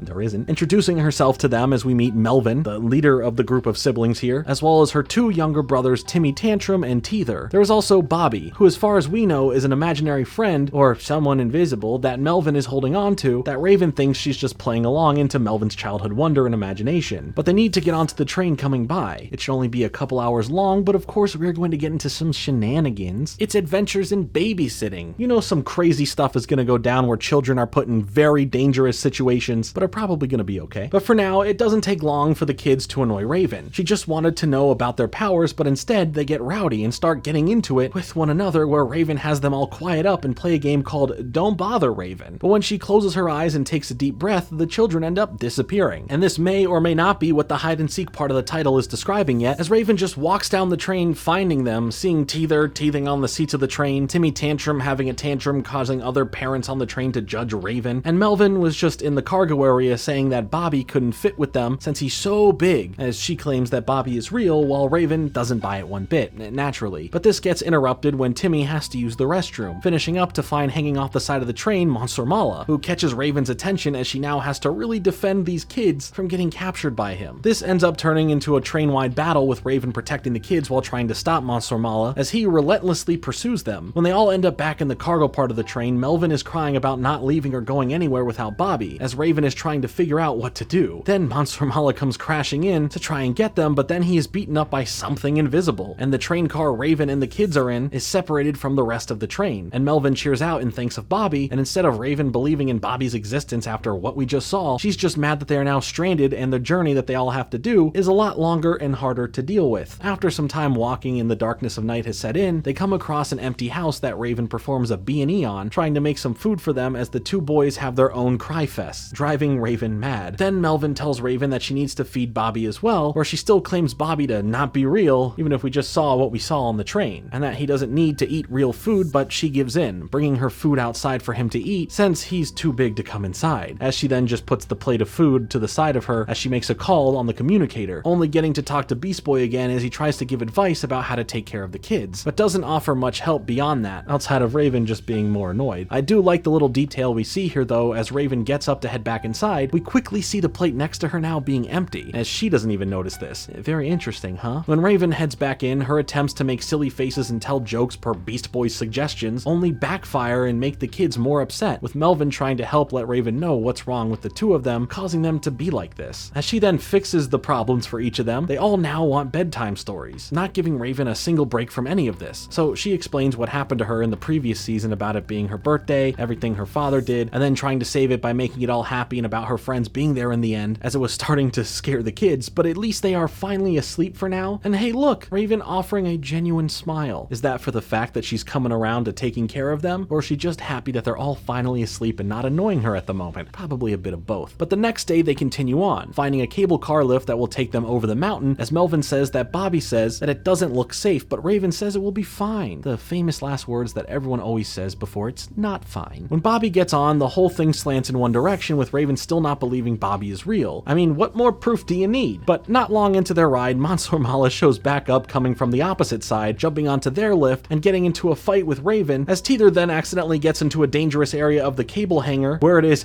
very dangerous, and this will probably be Raven's last babysitting job. But after a bit of fighting, the wire itself snaps, sending Monster Mala one way and Raven and the kids within the lift in another, causing them to continue this roller coaster of a ride through the mountain range while still all being in the lift. Then they just come to a pretty bad halting crash running into a tree where they are all fine and the kids want to do that again. Okay. As the night comes back around, they finally reach the drop-off point, but Bobby thinks something is not safe, making Raven annoyed and causing her to angrily say that Bobby isn't real, leading Melvin to run off claiming she made Bobby run away. Raven rushes over to her and tries telling her that Bobby isn't real, and all of those invisible things that we have been seeing is just Melvin using some sort of mind powers that she needs to take responsibility for instead of claiming it to be from something else imaginary. But she holds her ground saying Bobby is real, and Raven can't take this anymore, picking up Melvin and then delivering all of the kids to a bunch of whoever these guys are, as Raven couldn't be happier to get rid of the kids. But Teether offers Raven his pacifier as a goodbye present, and that's pretty wholesome, with her now walking away, hearing them cry and relating to it, feeling everything that she's dealt with, and then trying to tell herself that they are okay. But when the crying stops, she gets suspicious, knowing something must be up, and also showing us that she really does care about these kids at the end of the day, despite any annoyances. When Raven breaks into the building, all of those same dudes from before are now passed out on the ground, and behind the building is Monster Mala in a large military vehicle that now holds all of the kids as prisoners as he tries to drive off with them, with Raven demanding her kids back. Raven's heart really did grow 3 sizes over the journey with them. As Raven does what she can to fight back against the vehicle while it shoots everything it's got at her, the kids are happy to see her and are yelling at Monster Mala to not hurt her. But then I think what is the funniest moment is that he just drives into her. Like, he literally just runs into Raven to knock her down. I don't know why, I just think this kind of plays out funny. It made me laugh, don't judge me. But now it's time for the kids to fight back as we get to see what their powers really are. As Timmy Tantrum keeps yelling out the word no as if he's Chucky Finster trying to stop his father from marrying the wrong woman. Who was in Paris? The Rugrats, that's who. But we're not talking Tommy, we're talking Timmy. And Timmy's nose turn into these powerful, disorienting sound waves as Teether starts eating the steel or metal or whatever holding device and spitting out pieces of it like bullets that shoot out red hot. And then the vehicle runs into something else, flinging out Monster Mala as Melvin thanks Bobby for coming back and helping. With Raven still basically knocked out, yes, knocked out by being hit by a car for some reason, Melvin sicks Bobby onto Monster Mala to protect her, and from being invisible to fully appearing out of nowhere, Bobby is this giant DIY looking teddy bear with claws that starts beating the heck out of Monster Mala as the kids go over to Raven with Timmy putting his blanket on her, which is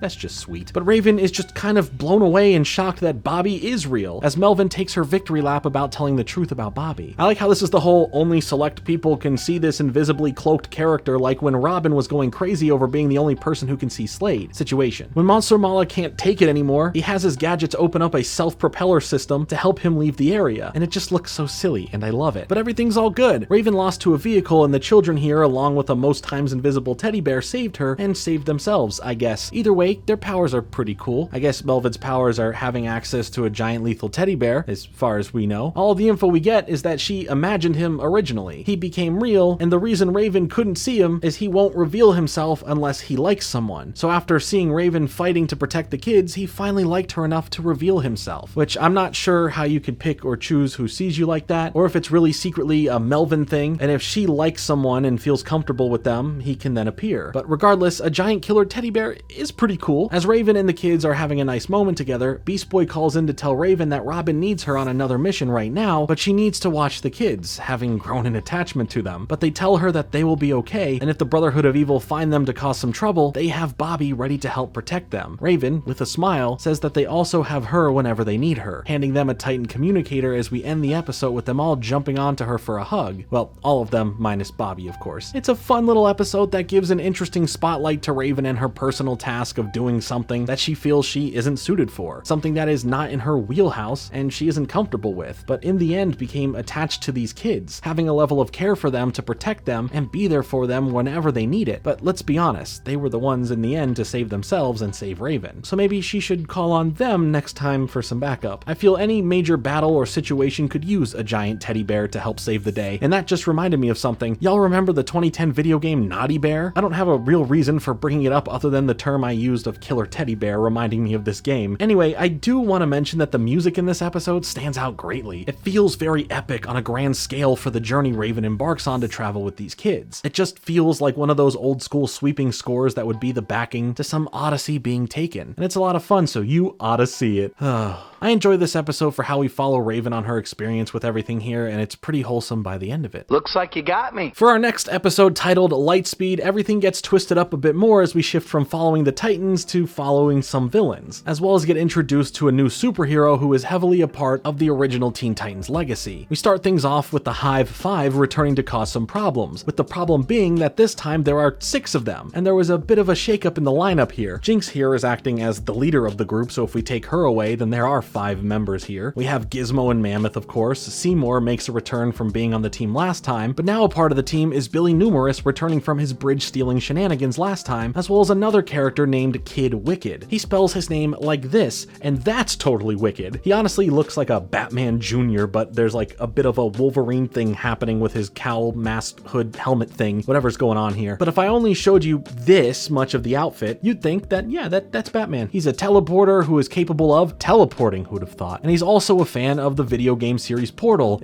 2 years before it would even exist, as he can create them and move things through them, and on top of that, he just looks pretty cool. The Hive 5 are here robbing a museum for a bunch of Egyptian artifacts. Probably the one specific type of artifacts to not mess with, as this never goes well for anyone ever in any type of media. But as they all do their thing, Jinx ends up grabbing an amulet that supposedly has some sort of good luck associated with it, which is pointed out to her because of her specialty being bad luck. But this doesn't matter right now, because as they leave the museum with all the stolen goods, something or someone comes zooming by multiple times extremely fast, messing with all of the bad guys, taking all of the stolen goods and leaving Jinx with a rose, and a whole lot of confusion for the group here. The regular Teen Titans intro would play at this moment, but partway through it, the transmission is cut as the Hive 5 roll up to the screen with Jinx spray painting their logo, proclaiming to the audience by breaking the fourth wall that they are the Hive 5 and this is their show now. So that's pretty fun. I like when shows mess with their intro for a good goofer bit. After this, it really feels like the anti-Teen Titans show, where we are at a base similar to the Titans as the Hive 5 here play video games, eat a bunch of food, and have a control panel to help figure out stuff for their plans or missions. And we get a quick blink and you'll miss it cameo from several other characters on screen when they are trying to figure out who this fast blur was that stopped them. We see the characters of Speedy, Lightning, Masiminos, as well as a character that we haven't met yet named Argent, and another character we haven't met yet named Kilowatt, and then even Red Star for whatever reason. As they're all struggling to figure out who is responsible for stopping their stealing, Jinx wants to make sure that they make them pay. Jinx thinks that whoever did this is messing with them, as they weren't busted for their crime, it was just stopped. And they got out of there with nothing but that rose, and she's even more mad over the fact of looking lame or not good enough to the Brotherhood of Evil if they can't do something as simple as committing this theft. Not everyone on this team really cares about the Brotherhood of Evil, thinking that they're just boring old villains. But Jinx says they think that their group here has some sort of potential. Then things are interrupted by an alert, but instead of it being about crime being committed like it is for the Titans, here it's about potential targets to hit and rob, so that's pretty funny. They end up working on different things to do throughout the city, as we first see a couple of them finding an armored truck full of money to steal from as Seymour spots it from the air thanks to him doing his weird-eyed balloon thing, but they easily flip the truck over and are able to get to the money inside of it in the back. Out of nowhere, the same fast blur comes around surrounding Seymour and Kid Wicked and trapping them within a vortex that becomes this giant tornado as it carries them over to the water and drops them in it, leaving them none the wiser as to what just happened. Heading over to Cook's Electronics once again, we see Gizmo trying to steal a bunch of goods, but that fast blur comes around, putting everything back on the shelf and sending Gizmo flying out of the building. Billy Numerous is just causing random terror at an ice rink, riding Zambonis and ruining a hockey game, but the fast blur comes in and sends Billy, along with all of his clones, right into the goal. Not really sure what the big plan here was for the whole evil thing, because there's nothing really to gain from this. He's just being annoying and disruptive. I mean, I guess those are villain traits too. The best one yet, though, is Mammoth just walking out of a store with a candy bar and about to take a bite, but before he does, the fast blur comes by and takes it from him as he yells that he actually paid for that, meaning whoever this fast blur is just committed a crime. No, I'm not talking about theft. I'm talking about the crime of just being mean. Mammoth didn't do anything wrong here. When they are all back home and reporting to Jinx about what had happened to them all, she sees this as a good opportunity here. If they can catch and stop whoever this do-gooder is, then the Brotherhood of Evil can take note of that and they can be recognized for their evil ways. The rest of the Hive 5 don't really care about the Brotherhood of Evil, saying they don't need them and they like things the way that they are. But Jinx has higher ambitions in life. She tells them don't ask her for any favors when she's in the big leagues, and they are all still where they're at. They, again, don't really care about what she just said either, going back to having goofy fun at their hideout once she leaves. Jinx, however, goes back out to the museum, taking out the police and heading back in to get the amulet once more, but before she grabs it, we hear "need a little luck" being said as we see that behind her is none other than Kid Flash himself. If you couldn't have guessed who it was, obviously the entire time. I don't say that sarcastically in the efforts of the show itself, only in the aspect of if you've watched the first part of the Teen Titans retrospective series here, as Kid Flash was one of the founding members of the Teen Titans alongside Robin and Aqualad. He's fast, that's the basic gist of when it comes to his powers. Now, clearly there's more that comes with that, like generating electricity, and can mess with things on a molecular level with his speed vibrations. But there's something else going on in the air.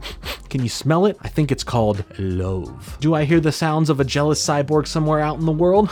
Maybe, because Kid Flash here is trying to smooth talk Jinx, clearly being into her, from the rose he gave her at the start to him outright flirting with her right now, thinking that the crew she runs with are all beneath her. And while she agrees with that, she is already onto him trying to convert her to put her powers to good use instead of evil, telling him that it's too late for her. He disagrees, but she worries about the rest of Hive 5, thinking they will just come after her. Where could she even go? What would she even do? Playing up this damsel in distress character as Kid Flash is buying into it, saying to come with him and to trust him, extending his hand out to her, but she uses this moment of his guard being down to say, "Nah, I'm good," and attacks, knocking him back as he is then surrounded by the rest of the Hive 5 members who apparently did back her up on this plan anyway. The Hive 5 then do whatever they can to combat his speed abilities, constantly tripping him up as he bounces between dealing with all of them, where there is this really cool visual moment of the first person point of view of Kid Flash running through what feels like a never-ending maze of Billy Numerous's, ultimately being defeated after everything that happens to him, slipping on some water as Jinx smacks him with a wet floor sign, proving that the Hive 5 are capable of doing something like this. When Kid Flash wakes up, he's being held captive by them as they aren't so cohesive in figuring out what they want to do with him. Well, Jinx knows what she wants to do, but everyone else is bickering, and during this, Kid Flash is shown quickly running in and out of the cage to get food from their kitchen and is clearly messing with them, pointing out the fact that there are 6 of them and they are still called the Hive 5 as they don't even know why it's like that, they just think it sounds better. The rest of the team, aside from Jinx, get bored and go play video games as Kid Flash tries to point out the rest of the team's flaws, making Jinx agree, but catches herself telling Kid Flash to stop doing that, not wanting to build a connection to him. Kid Flash explains that he works alone but wants to keep changing the questions to focus on her as she wants to know why he's so interested in her anyway. He tells her that there is something different about her and that he thinks she could do better in the sense of being good and not in the way of not being good enough. But his jokester ways about needing some condiments on the sandwich that he had taken from them ends up with her just being frustrated, telling him that she's just going to hand hand him over to the Brotherhood of Evil, as Kid Flash is taken aback and tells her that they are a group that she really shouldn't get mixed up with, saying all this with a sense of genuine concern. She ends up calling Madame Rouge, who seems very annoyed to get a call on a private frequency from at first what seems like a fangirl, as Jinx admits to always looking up to her, but tells her that she has Kid Flash captured, which impresses Madame Rouge, not expecting this from a bunch of amateurs, and confirm that he is being held in this ultra-specific special containment field, as Jinx awkwardly lies about that and says like, yeah, of course he is, with Madame Rouge telling her that she is coming to collect, ending the call. But there's one main problem here. We already know Kid Flash is running in and out of the cage, so I'm sure things are going to get messy for Jinx's luck, especially when she looks back and the cage is completely empty and Kid Flash has made his escape. As the group discuss this, Gizmo is freaking out over the need of a level 4 containment field, as Jinx tells him that they are going to build one or things are going to be bad when Madame Rouge comes, and they don't have Kid Flash for her, as Billy Numerous tells her, yeah, bad for you maybe, as they all laugh about it, but don't worry, she threatens them all. Madame Rouge won't just be mad at her, as they were all a part of trying to capture him too, and putting blame on them for saying that this basic looking cage could apparently stop him from escaping. I mean, look how much space is between those bars. I don't even need to be Kid Flash and I can get through that. So they thought that cage would work, and I guess they were just clearly wrong here. And suddenly, the lights in their hideout go off, with Kid Flash running around the whole building, destroying and messing with anything he can, as Jinx sends everything after him, causing the members of the team to call out where he is and trying to fight him off at every turn. During this, thanks to Seymour's different abilities to view the world, we essentially get the blueprints of the building, as we see that the base is actually the giant H they've always wanted, even trying to turn the Titan's Tower into it at one point, but here it's just a giant H underground, only having two small buildings next to each other above ground, as they both go straight down many levels with a connecting area in the middle to make the H. I love little details like that, it's so cool. Eventually, Kid Flash ends up going into Jinx's room as she goes in to confront him. He continues to be fun and flirty while she's just pissed off and not liking all this snooping going on for his little bit that he's doing here. And when she attacks, he just dodges them, leaving her to have destroyed her own room, making her beyond furious now. When they eventually get him cornered, he hits them with his abilities to vibrate his molecules to move through solid objects, disappearing into the wall, and then coming from behind them to say see you later like he's Sonic the Hedgehog, leaving the High Five here to be completely distraught over it all. But to make things worse, Madame Rouge arrives, expecting to collect Kid Flash, as the others all cower behind Jinx, as she sadly has to own up to it and disappoint the person she looked up to, saying that he got away, as she looks down at the ground in sadness. To say that she is disappointed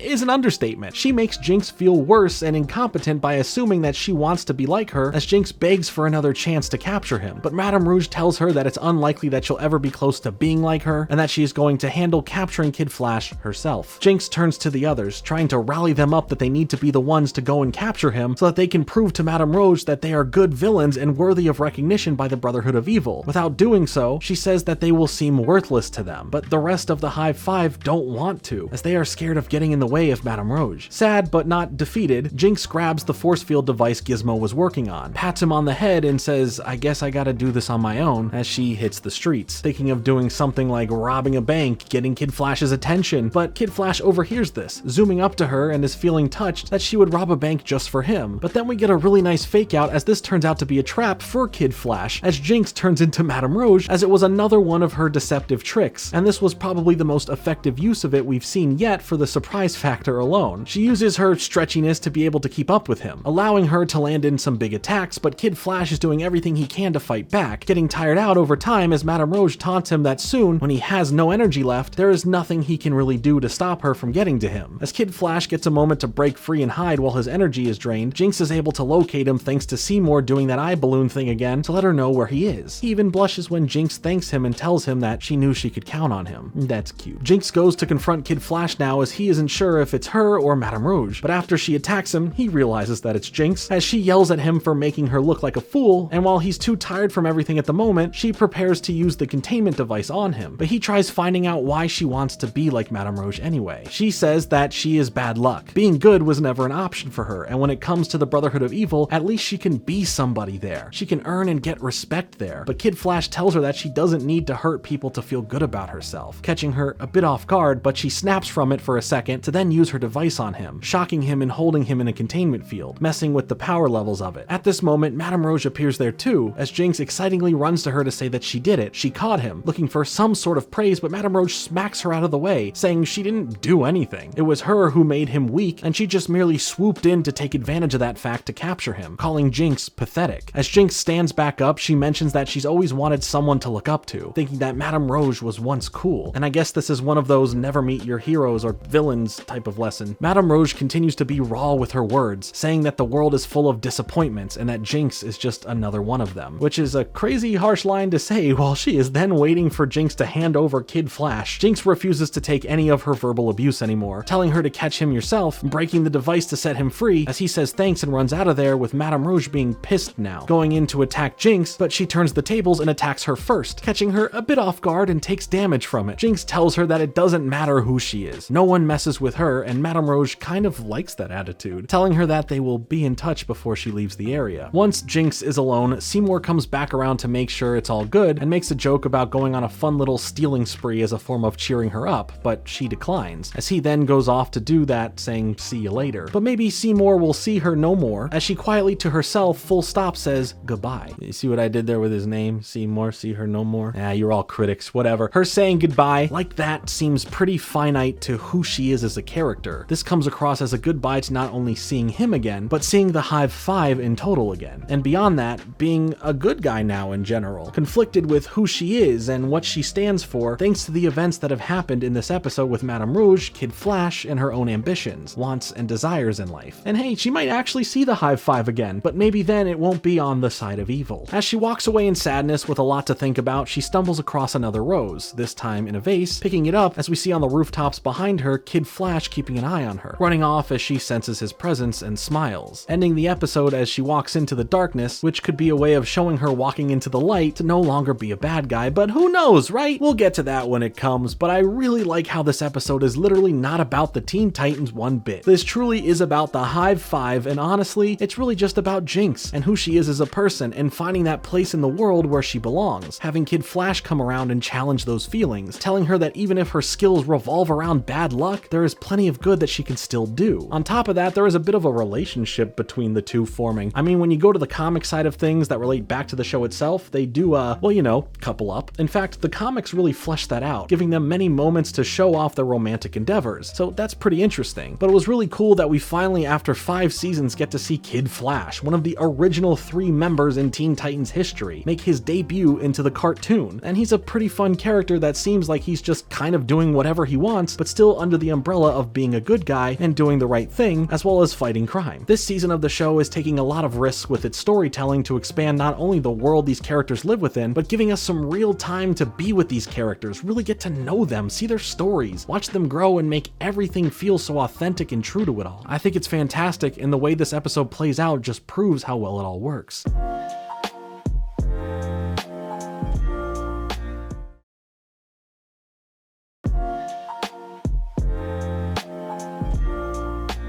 They smell. Our next episode is titled Revved Up, and it's got everything you need within it. It's silly, it's about a secret within a briefcase like it's Pulp Fiction, and it's set during a big race. Things start off in the untraditional fashion of a character named Ding Dong Daddy as he's driving his specialized hot rod car that the Titans get in the way to stop, with Robin asking back for something that this guy stole, and Ding Dong Daddy here says all he's gotta do is race him for it. This is such a random villain character. It's hilarious to see him being used as some sort of threat here. He originally is from the comics debuting in 1966's Teen Titans issue number 3, and overall, he's just a dude who knows how to work on cars and do some crazy modifications to them, along with just being some sort of master thief. But other than that, he's really just this dude here. When Ding Dong Daddy, who I think I'm just gonna call DDD from now on, ends up revealing what he stole was a secret briefcase that belongs to Robin, the other Titans see how personal this is to him, and end up taking on this challenge to race this guy so Robin can get his briefcase with whatever secrets it holds back. The others don't know what's in it, as Robin keeps that his secret, saying it's personal as they follow in pursuit of DDD between Cyborg's car and Robin's motorcycle. Raven and Starfire are just opting to fly, but DDD won't allow that, zapping them down to the ground and telling them that they need to be in a car to pass the finish line, as the two of them tell the others that they will catch up, with Starfire finding a random pickup truck filled with chickens as their vehicle to continue on. DDD ends up taunting Cyborg, making the race here start to get dangerous, adding in weapons and turning it into a bit of a speed racer with gadgets and magic Mad Max with the sandy desert setting combination. Beast Boy wants to help, offering to drive Cyborg's car while Cyborg handles aiming attacks, but he very adamantly tells him that he will not let him drive the car, basically. After Cyborg lands a hit on DDD's car that messes up the wheels, this massive mobile pit stop structure catches up, passing over the Titans and attaching to DDD, as these jelly bean looking gremlins who have no lore explained about them, or really serve any other purpose than to just come out of nowhere and help repair his car mid-race and act as his minions to attack the others later on, just come around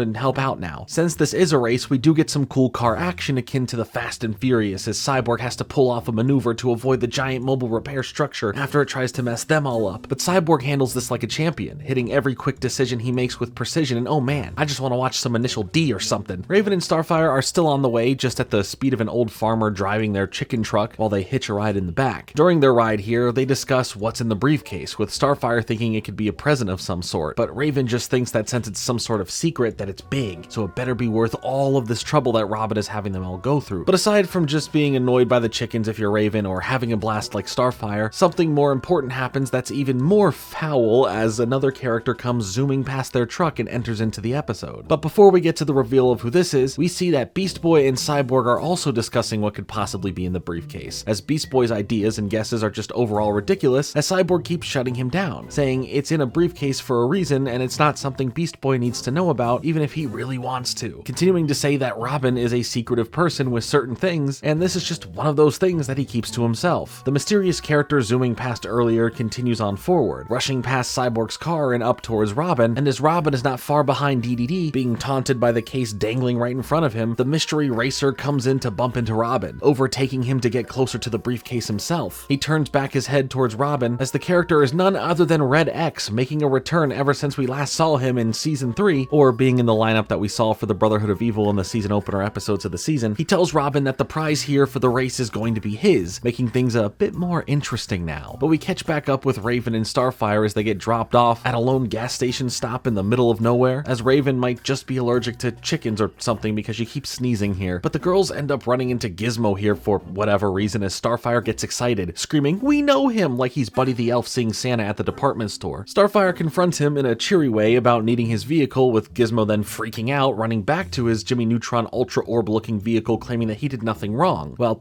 just yet. But sorry for this little side note here, but they made a remote controlled toy version of the Ultra Orb, and I just learned about this. I have a new life goal, and it's for me to own this. Anyway, Starfire asks him for a ride, and when he finds out what it's all for, thanks to Starfire's over-added details, he zooms off on his own again, radioing in a bulletin to all the other supervillains out there to join in this ultimate chase race to get the special briefcase as Robin tries to save face, because who knows what secrets could be in there. It could be an embarrassing photo from him at the Christmas party. It could be Marcellus Wallace's soul. It could be a PSA 10 Charizard. But whatever it is, everyone is going to want it now. Thanks a lot, Gizmo. We then get a quick cut of several villains preparing their souped up vehicles that they all conveniently have and head out to catch up into the race. For Cyborg and Beast Boy, the mobile repair station with DDD Goon Beans comes back and starts turning into a chop shop, breaking apart Cyborg's car, to which he doesn't freak out about as much as he usually would, but rather freaks out at Beast Boy when he tries to offer to drive instead again. Okay, well, after the main bulk of the attack, he does end up crying to himself about his car, giving Beast Boy the side eye when he makes a comment about it now being a convertible. And honestly, why can't Cyborg ever have anything, I swear? For Robin, he is neck and neck with Red X, as they are now racing through a mountain range with dangerous cliffs to the side of them, with Red X trying to push him off as he tries to get answers from him about what's inside this briefcase. And also, how did he hear about it, Gizmo put out the call after Red X already joined into all of this. Was he spying? Does he follow Robin from the shadows to always keep up with what's happening? Did he happen to just be in the area for a nice relaxing motorcycle drive and witness this all going on, so he decided to just join in? Who knows? But for Raven and Starfire, they end up finding a bus being loaded up with random other bad guys. They all look like regular people in cosplay that resemble stuff from other recognizable villains, but no one here is really someone to worry about or talk about aside from one of them. After Raven and Starfire trick two of the villains waiting in line to get onto the bus, take their outfits as disguises and get on the bus driver ends up being a character who we have seen before. Well, I guess heard before. Earlier on in this season, when Control Freak was talking with other people in an online chat, yes, this character is the same character as one of those characters. Fun little detail. So that online network of titans and superhero critics have a nice outreach between each other, and I'm happy to see a thriving community exist. Always enjoy your passions and hobbies. If you want to have a little villain wannabe group that talks trash on the internet about superheroes, then by all means, as long as you're having a nice time, go for it. For now though, Robin is still having to deal with Red X as they fight back and forth with their motorcycles, and a little bit of their arsenal of combat attacks and weapons, but it's pretty much still a stalemate between them as Robin tells him that his antics here are only aiding in DDD getting further ahead and gaining a lead and will lead him to winning, or I guess just keeping the prize. But Red X explains like he did last time that he is in this only for himself, with Robin confused as to why he would even want the briefcase anyway, saying that it's only important to him, but Red X somehow knew that so many other bad guys would be wanting to get their hands on whatever it is, so why not grab it himself and make a pretty penny selling it to the highest bidding villain. Speaking of villains, we see behind them that out of a cloud of smoke, a bunch of other villains are all part of the race now, making things a complete villain free-for-all, and it's honestly just an episode of the show that came about because those who wrote it were spending too many late nights playing Mario Kart Double Dash and Twisted Metal, and came up with this idea as the prize they would play for was probably over who can use the Wavebird controller on the GameCube and or not just the third-party controller for the PlayStation. None of that is true, but I would believe that if that were the reason behind some of the themes or ideas in this episode. The villains that we see here are a lot of the more fun ones or one-off ones we didn't get much time of in the series in general, like Puppet King, making his return since we saw him once, and we just recently had a joke from Control Freak about him being a one-off villain, but I guess he's not that anymore. And also Control Freak himself is here too. Oh, we also have Johnny Rancid returning because that just makes sense. Mad Mod comes around because it's a silly episode, so why not? And the same goes for Mumbo. There's also Kitten and Fang returning after so long. Could have gone the rest of the series without seeing this dude again. But we also have Dr. Light because why not? He just shows up sometimes, as well as Adonis. And it's really cool to see all of the extra ridiculous and impractical vehicles that they have, making it feel like it would fit into the world of Mad Max or something like, you know, Twisted Metal. But there's no time to worry about all of them right now. DDD is still the main person Robin needs to worry about, as DDD hits Robin, and everyone else I guess, with a stolen line from Mr. Freeze, telling them to chill out as he turns the road to ice. But after he pulled some verbal theft here, he adds some bombs to the mix, making things worse as Red X couldn't even maneuver through it all, causing him to crash his motorcycle, but he ends up being saved by Robin, who heads into the smoke of the explosion to grab Red X and place him on the back of his motorbike. For Starfire and Raven, they are trying to blend in and tell all these fake stories of villainous acts, but after Raven sneezes again and blows their disguise, they end up just fighting everyone on the bus as it still moves forward. For Cyborg and Beast Boy, they are still dealing with the chop shop on wheels, taking Cyborg's car apart, and when there is nothing really left from this, Cyborg finally tells Beast Boy to take the wheel, but only in the joking sense since it's detached now, and just hands it to him for him to hold on to while Cyborg jumps onto the other vehicle to squish some jelly beans. As he starts destroying their vehicle, these little fellows figure out how they can take Cyborg apart just like they can a car, removing his leg and making things just really annoying for him. But he is able to get it back, put it on, and just get back into what's left of the car before they enter into a tunnel that's just a bit too small for the chop shop vehicle, stopping it and destroying it as Cyborg and Beast Boy come out the other side of it in this gladiator style of what's left with the car, with Cyborg riding on two wheels while holding onto the reins of Beast Boy in horse mode. Sadly, this is a downgrade in horsepower, but they aren't out of the race just yet. Red X, however, questions why Robin would have saved him like that, telling him at first that it probably was a mistake, before then asking if the briefcase really means that much to him. Like, is it really that important? With Robin confirming that with the most sincerity. Red X then just says, alright, I got you, man. You keep going after it and get it, as he then just jumps off the back of the motorcycle towards all the other villains following them, taking them all out in a spectacular vehicular fashion, leaving it to only Robin having the chance to get the briefcase. It's a very cool scene as well as a moment for Red X in general, leaving Gizmo as the last as he asks Red X what side he's on, and he says he's on his own before blowing up Gizmo's ride. When he jumps onto the battle bus here, as both him and the girls inside who are now driving the bus are surprised, Red X then tells them to tell Robin that they are even now, showing that Red X is a really interesting character that is in this gray area of morality, not truly evil, not truly good, and it's great to see. But from here, he just heads out, not just from the episode, but from the series as a whole. Like, where did he go? There's so much more I want to know.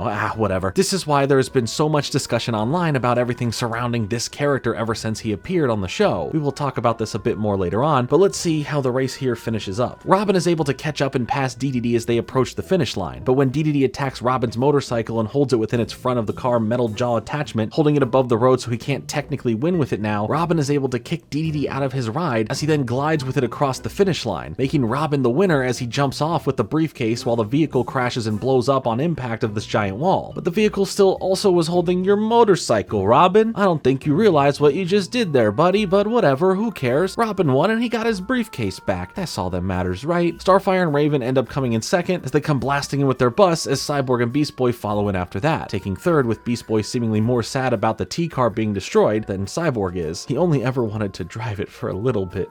This is so sad. I mean, if he wants to think about it, he got to steer it when he's a horse, but you know, there's a difference. Cyborg, though, says that they will build another one, and that the important thing is that the Titans here are all okay and they're back together. Beast Boy says that's a pretty good prize, and that's so wholesome for them. How could you not love them all as a group of individuals who became a type of found family? Robin then surprises them by saying he has another prize, thanking them all for taking a risk with him to help him save this briefcase and get back whatever is inside by now showing them all what was inside the entire time. Finally, we are going to get whatever mystery surprise secret thing has been inside of here this whole episode. The others say, hey, yeah, you don't have to, it's okay, personal secrets and all that. So if you don't want to share or feel comfortable sharing, then don't, it's okay. And I'd agree with that. In any other circumstance, I want to know what's in there, and Robin is wanting to share it all with the others, so he then flips open the briefcase as they all look down at it, revealing nothing. The top of the briefcase opens and covers the screen as it cuts to the credits, keeping whatever it all was a complete secret. We don't get reactions from the others, we don't get to see what it is, it just ends. And I know I made this reference back in part 1 of this retrospective, I believe, but this really is just as frustrating as the whole Kakashi showing what's under his mask only to reveal that it's another mask after the whole episode type of thing. It's funny in the sense of being so annoyed by it that it's funny. Sure, I like the little lesson about keeping some things private and personal, and if you're not comfortable sharing stuff, then you don't have to. Or that you can share whenever you are ready and feel like it, but come on, I want to know what's in there. Ah well, I guess sometimes it's about the journey, not the destination, as the rest of the episode is a pretty fun race with lots of cool action, a bunch of fun cameos from villains, and a little bit of a Red X mystery to top it all off. So there is still a lot of love here for the last sillier episode of the series, which is a funny way to have Red X have his final appearance within something that is supposed to be more silly than usual, but still ends with some intriguing moments between his character and Robin, and having the coolest scene in the episode, taking out all of the other villains with ease. And despite them all kind of being the low-level, not-so-serious punching bag type of villains, it at least shows just how powerful Red X truly is, and for that, it's great. But we could talk about Red X some more later. We are ramping up towards the end of the series here, so let's keep moving forward. What, do you think you the boss or something? The next episode, titled Go, brings everything back to when things really started for the Teen Titans, serving as a bit of the origins for the team. They kind of make things a bit ambiguous as to what you're witnessing at first, which I like. Makes things feel off and gives you the chance to realize that this is an episode that would take place before the first episode of the series, and even before the Teen Titans were fully formed. We start off on a spaceship with a group of aliens that we will get back to talking about later, but on board they have a prisoner who begins to break free, revealing this to be Starfire, speaking her native language and causing mayhem for the other alien creatures on board. After defeating a bunch of them, she ends up escaping and speeds off towards the closest planet, with that being Earth. In the meantime, we see Robin on his own dealing with unknown generic burglar, as the burglar makes comments to him about who Robin used to work with, as Robin responds that he works alone now. And if you didn't know this was an origin style type of episode, you'd think that this was a reference to him being a part of the Titans and now leaving the group, similar to the one version of the future we saw where he became Nightwing, but it's truly just a reference to his time being the sidekick to Batman. I just love how the show always skirts around Batman's existence and what Robin's relationship to him is. Like, are things good between them? Did things already go bad? Probably a sore subject, so I'll move on. So whatever, this all gets interrupted when a streak of green blasts through the sky, leading to a crash and green explosion in the middle of the city as Starfire lands on Earth, as this unfamiliar planet to her, scared of everyone and assuming them to all be enemies, ready to fight, but Robin comes over quickly and takes her attention as they get into a bit of a destructive fight. Starfire kicking the car into the building is really cool, but here we see that lurking in the shadows and watching is Raven, not intervening at all, at least right now. But you know who does? Beast Boy, who comes in to help take out this mysterious alien threat, wearing his old outfit and speaking to Robin, where he introduces himself as an ex-Doom Patrol member. And since Beast Boy is fresh out of being with Doom Patrol at this point, he has this attitude when speaking to those who he sees as someone with more authority than him, referring to Robin as Sir and eager to get the job done to impress and maybe get a little bit of praise from him. You know, Beast Boy just wants a little crumb of that. When Starfire gets back into the fight and a bus is thrown at them, Cyborg, who's still just hiding his body from the shame he believes he feels and to not feel the judgment from others, ends up catching the bus and joining into things, asking who's messing up his neighborhood. At one point, Starfire is able to get her hands exposed from part of the cuffs she has on, being able to use her blast to start attacking all of them, as well as causing some mass destruction to the city around them until she starts getting drained of her energy and semi-collapses down to catch her breath. In the moment they have a break, Robin, Cyborg, and Beast Boy are all about to run in and take care of this once and for all, but are then stopped by Raven, who finally steps out to help. But in the way she helps, she tells them that fighting here may not be the answer, calming them down to see that Starfire is no longer attacking. Robin tells the others to stay back for a second, having already shown that he has the main character syndrome going on and how he speaks and tries to command his presence as important to saving the day here, and Cyborg calls him out for thinking that he's in charge here, maybe like a boss or a leader of some sort, I don't know. But Robin gets the chance to go up to this at the time some mysterious girl and speak with her. When he approaches, things get a bit weird as she gets defensive and ready to hurt him for getting too close, but he calmly tries to lighten the tension, grabbing a tool to help take off her cuffs as Starfire then grabs him and pulls him in for a big and long kiss. Starting two things. One, the mystery of who this is and what's going on as she can now speak English and says to leave her alone or be destroyed as she flies off. And two, Robin's full-on crush for Starfire. Man, it started out with a kiss.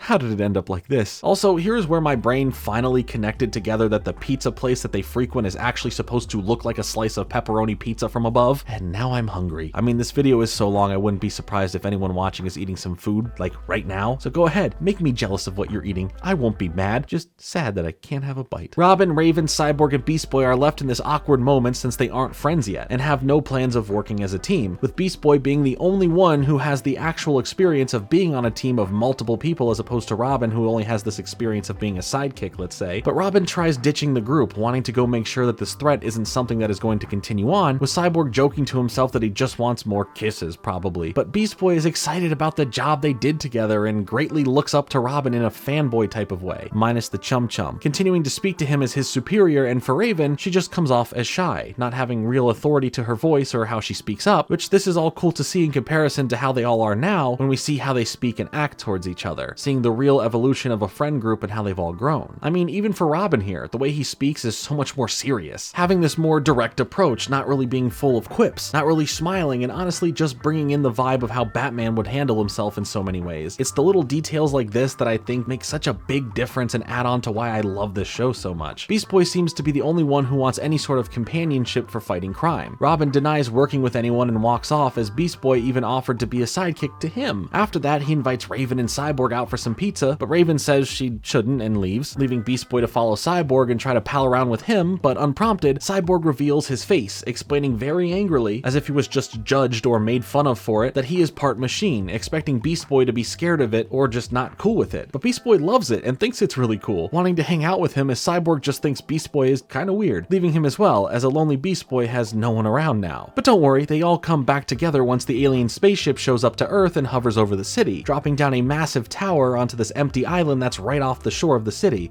I wonder what this could be alluding to. I just feel that the answer is towering over my brain like a giant titan or something. Anyway, the big spike in the ground turns into a giant hologram projection of the leader of these aliens named Trogar, who warns the citizens of Earth about why they are here, trying to find an escaped prisoner, and that they will cause minimal damage, grab the prisoner, and go. Simple. But if anyone helps her, things are gonna get a bit messy and bad as the spike opens up, sending out a bunch of alien warriors who scatter out to look for Starfire, as Robin is still set on finding her, figuring things out, and ultimately helping her. Raven is hesitant, bringing up that Trogar just said to stay out of his way, which I just love the contrast of who she really becomes when being a bit more confident in how she speaks. Cyborg, Raven, and Beast Boy are all down to help, as Robin then begins to change his attitude, popping a smirk and saying that he guesses he could go for a bit of a team-up situation this time, leading to the others smiling back and beginning to walk off together, except for Raven, who is still uncertain about herself being around these others, worried about being a burden and having all of this self-doubt and not going because staying in the shadows is safer and easier for everyone. But Robin stops, turns around, and asks her if she's coming, but she opens up a bit about that she wouldn't be wanted there, and there's things that they don't know about her, and she's all mysterious about it, but you and I know about these little secrets, so let's let Trigons be Trigons, you know what I'm saying? Robin tells her that he knows enough in the sense to trust her and wants her to be around and part of this newly formed team-up situation happening here. As they move through the alleyways of the city, learning more about each other's abilities, they're able to track down where Starfire went off to, finding her stuffing her face with food and trying to calm down her reaction towards them finding her, explaining that they are trying to be friends with her and then set her free from the cuffs as a nice gesture. But once they bring up the alien invasion they are experiencing and trying to find out why she is or was their prisoner, she calms herself, replying that she wasn't a prisoner but rather a prize that these aliens were bringing to their citadel, as she would become a servant for the rest of her life. Her species is treated and seen by many other alien species as less than, as we've seen before when we had the episode with Val-Yor and how he viewed her and treated her. But not long after they start talking, the other aliens find them and begin attacking, prompting the 5 of them to start fighting back against them as a team, or well, at least on the same side, with Starfire seeing this and having moments like Robin protecting her, causing her to smile and knowing that these people are actually good people who are helping her. We get some cool moments here in the fight too, like seeing that Cyborg, Beast Boy, and Raven have a chance to all work together, but we end the fight with Cyborg's mechanical body being fully exposed, as he feels uncomfortable with this, as Beast Boy tries to hype him up, saying that he looks way cooler this way, as Cyborg fights back because of how he feels about himself, saying he's not taking fashion tips from a guy in a goofy mask, as Beast Boy is in shock over how the others think of his mask, as Raven even confirms that it is a bit goofy looking. And beyond this, easing Beast Boy's concerns of his secret identity by saying he doesn't have one, he's green. So he just yanks it off and acts like he never wore it. And that's why he had it in one team and doesn't have it in this team. It's all explained. Not that we needed the explanation, but you know. It's a cute little moment between the characters here that gives us a little bit of the origin moments for their main iconic looks. Truly in a fun and wholesome way, and not so much in a Star Wars Solo type of way where he gets his last name of Solo because he's not traveling around with anyone at the time. Still enjoyed that movie though, it's fun enough. Back to the episode though, Trogar isn't happy about the interference of the superheroes here, leading to the threat of destroying the city coming to fruition as this assembled group of mighty acquaintances are trying to figure out how to handle something like this. They all begin to start bickering with one another instead, with Starfire angry at Robin as she told him to just leave her alone, and he is mad at how confusing this all is. The fact that she kissed him and that she never mentioned the dangerous alien weapons that can destroy a city. Beast Boy and Cyborg argue over who got who into staying and being a part of this, and Raven can't take it anymore, yelling at them all to be quiet, finally finding that voice inside of herself to speak up, only to become more shy once everyone just stares at her and she just says hi. It's funny. With Robin taking over to speak with them all, he hypes them up over the fact that they got into this whole thing together and they will now solve it together, getting ready to save the day as a group, not a team just yet, don't get ahead of yourselves, but this shows Robin's leadership skills coming into play. Raven uses her powers to help them sneak aboard the spaceship as Beast Boy feels a bit freaked out over the whole magic stuff, but then tries to say that it's also really cool to not offend Raven. But as they continue on, she hangs back for a moment, a bit sad about something, as Cyborg stays back and asks her why she's always by herself, as she responds that she doesn't fit in, referencing the reactions that she gets and stuff that we just saw like here with Beast Boy. But Cyborg cheers her up, saying that right now their group is filled with a dude who's green, a girl who's from space, and that he's half metal, so she fits in just fine with all of them as she joins in walking with the group again. As they are still sneaking aboard, Starfire and Robin get a chance to speak, saying their sorries for getting heated at one another just moments ago, where Robin really wants Starfire to feel welcomed on this planet as she expresses this niceness is, well, nice. She even blushes as this begins her true feelings for Robin to start coming to light. This is all interrupted by the aliens finding the others, as we cut to Trogar getting ready to fire his massive city-destroying cannon, as he claims that 5 juvenile heroes would never be enough to get in his way. The doors behind him explode open as Robin says they aren't just 5 heroes, they are a team, as they all get some moments to shine as they fight every one of the aliens, with notable moments like Raven protecting Beast Boy after he was hurt, and Starfire crying out for Robin after he was attacked. Cyborg and Starfire even get a cool moment together, but as the fight gets harder, they need to also think and strategize as a team, leading to Robin asking Cyborg if he can rewire his arm into a weapon, as he claims that he can try. Things are looking bad for them though, as they are surrounded by these tough aliens, and the city is still in grave danger, so as Raven helps Beast Boy up, she yells out to the aliens to stay away from her friends, which is big to refer to them all as that for her, feeling like she has people that actually want to be around her and like her, as she then uses her powers to bring down the ship, crash landing it into the waters below. After, as Trogar gets back up and is about to hurt Raven, he is blasted from behind and knocked out thanks to Cyborg, who ended up transforming his arm into a cannon, excited over the fact that he just did that and claiming to say this next thing only once, as he exclaims, "Booyah." And now the day is saved. All of them, minus Starfire, find themselves on the island outside of the city, thinking that this is a great view and that living here would be great for anyone, as Beast Boy makes jokes about pleasant things about it sounding like a drag, causing Raven to smile and chuckle, where she then tells Beast Boy that he's kind of funny. We ain't talking Greg Miller, which makes him freak out in a positive way over the compliment from her, and is going to blow this whole thing by scaring her as he is way too excited to tell her some more jokes. I like this moment because it kind of gives us a bit of a different perspective on Raven and Beast Boy's friendship, showing Raven from the jump having this fondness for Beast Boy and giving him a compliment for his humor, which in contrast to how she usually responds to things now, would seem like she can't stand him. But you know what? With how sassy her retorts or comments really become from season 3 onward, I feel like she got a lot of it from Beast Boy, pulling off of his humor, and it's funny to see Beast Boy flip-flop between taking it well or not as they build their bond more and more. Also, it makes me think of how Beast Boy was first getting infatuated with Terra, totally falling for her when she thought he was funny, and hey, maybe Raven was more hesitant and later hostile with her because of Beast Boy liking her, but who knows, right?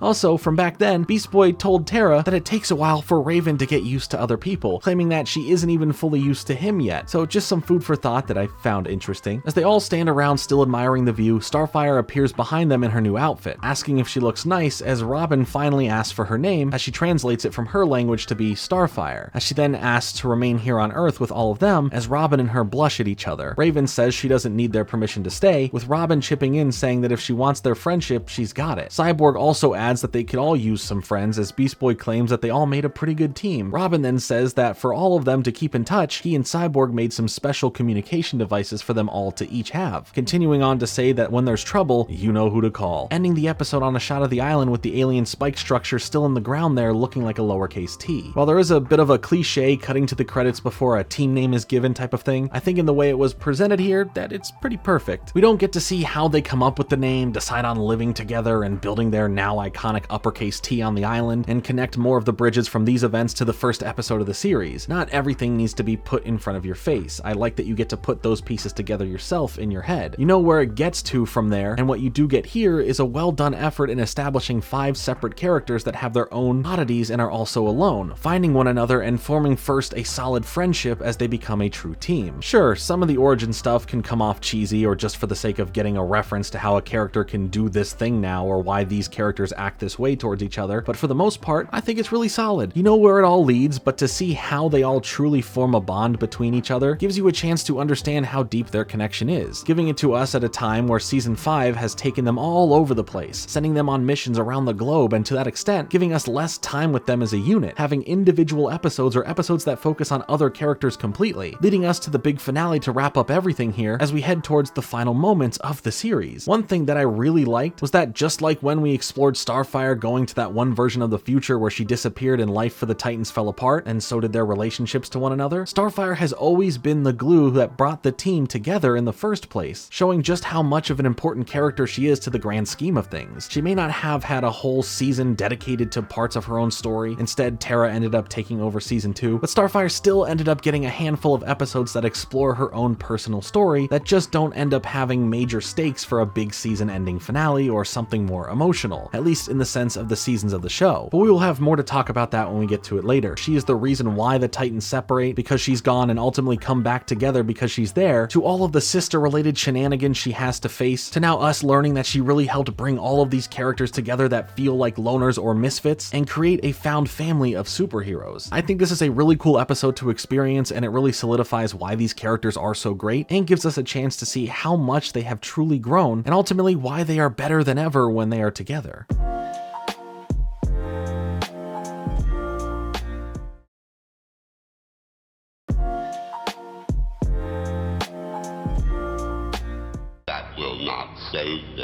For our next episode titled Calling All Titans, we get things back on track for dealing with the Brotherhood of Evil. And oh boy, there are so many characters to talk about this episode, so many new things. It might be a lot, but you've come this far. You're not going anywhere, right? Well, if you do, this will just be something else in your life that you didn't finish. Things start off pretty fast here as it seems like the Teen Titans are finally getting to head home back to the tower after such a long time of traveling around the world to deal with the Brotherhood of Evil, and Beast Boy is just so excited to go home, but Robin breaks the bad news that they aren't going home just yet. They have one last big mission that they need to go on to protect the others out there. Beast Boy questions who is left to even help. They've given out all of the Titan communicators he can think of as he lists the Titans East, Cole, Gnark, Kid Flash, Tram, good to see him again, and the Russian dude, which here he is referring to Red Star, of course. Is he dead or is he not? But Robin interrupts him and says not everyone, as they need to then split up and head out for the rest out there to connect every Titan, whether considered in a group or honorary, as after this they can all head home. The rest of the Titans think that this is a great idea and the right choice. Split things up, get it done faster to be prepared so that they can return home finally. Starfire just wants to see Silky already, but Beast Boy is apprehensive about the plan, saying he's dealt with the Brotherhood of Evil for most of his life and they shouldn't be underestimated. He thinks that they should stay together and do this rather than apart from one another, but everyone else is on board with splitting up, so hey, that's the plan. Of course, the Brotherhood of Evil is already aware of this and watching from their lair, as the Brain is ready to play a game with all of the Titans, claiming they will all fall one by one as we get the reveal of what happened to Wildebeest and Hotspot, as both of them are frozen and shown off as statues for now. Things are clearly getting serious. It's becoming an all or nothing type of thing, and you can feel that build up. It's all finally coming together. The Titans are now all split up and trying to find others out there to give communicators to, with Beast Boy trying to begrudgingly find a character named Jericho, but he still has a good journey left to go and find him, and this is something we cut back and forth to see how horrible his journey is for him to find him. Starfire, however, ends up finding the next person she was supposed to locate named Argent, who we briefly mentioned earlier in this video that we would eventually meet here soon. And here we can see her trying to stop a structure from breaking apart as she uses her Crimson Energy abilities to form and control basically whatever she creates to help the situation. Her character originated from the first issue, second volume of the Teen Titans comic run in the 90s, debuting in 1996. Here, Starfire explains to her about the Brotherhood of Evil, hands her a communicator, and tells her that they want nothing from her, they just want to be called if there's any trouble and or she needs help from the Titans. Robin ends up finding who he was going after, a character named Bushido, who is a master swordsman that wields an incredibly tough sword and has some incredibly impressive fighting skills. He first came about in 2000 within Titans Annual Issue number 1, and here he has a really cool introduction as he has to take down some random ninjas that are attacking him, and then he does this insane maneuver with his sword that catches, keeps spinning, and then sends back a throwing star. But these poofing and vanishing enemies keep swarming, giving Robin a chance to enter in on the fight and help make it more fair as the two of them work together to take them all out. As far as where Cyborg is, he has gone after Pantha, a character who is insanely strong, has great hearing, and a bit of a hot touch when the quote-unquote claws come out. Originally, she debuted in 1991 in issue number 73 of the New Titans run of comics. Here, she is a lucha libre wrestler who is in the middle of a match when Cyborg tries to introduce himself, leading to him being tagged in by another person, and she then slams him into the ring. She keeps fighting him as he is just trying to give her the communicator, but as he gets beaten up for the most part, he explains about the Brotherhood of Evil and gives us the information that her and Wildebeest are friends, as she finds out that the Brotherhood of Evil got to Wildebeest, causing her to ease up out of the wrestling and accept the communicator to stay in touch for now. As for Raven, she's inside of what feels like someone's abstract painting, looking for someone named Harold. After a little while of exploring and running into some tough tentacruels, she is saved by Harold, who uses a special trumpet that is capable of creating things like portals and making a blast of sound to deal with sending enemies through said portals. The trumpet is the weapon, and he is just, well,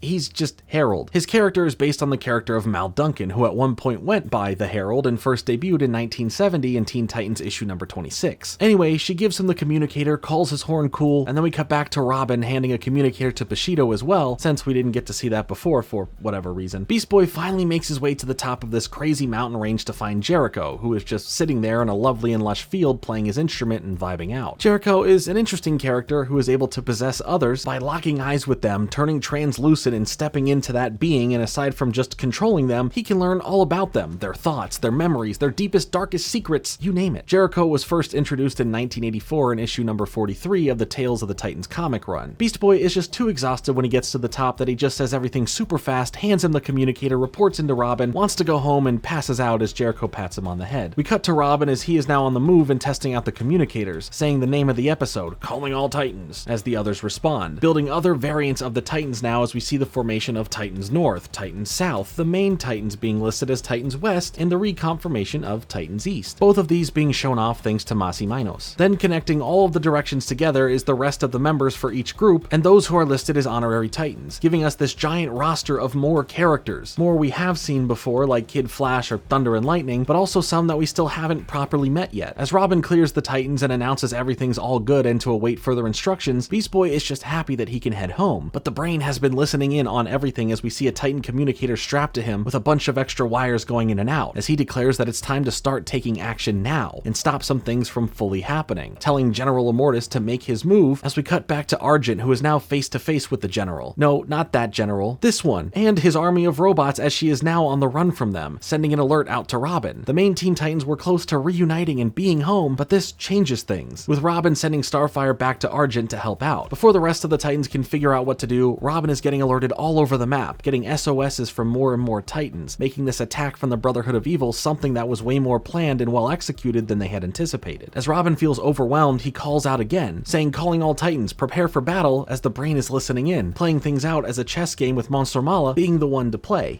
because he's just a brain. It's now time to initiate some real plans with all the Titans around the world being spread out and having to deal with these one-off situations, making them easier to pick off than with them all being together.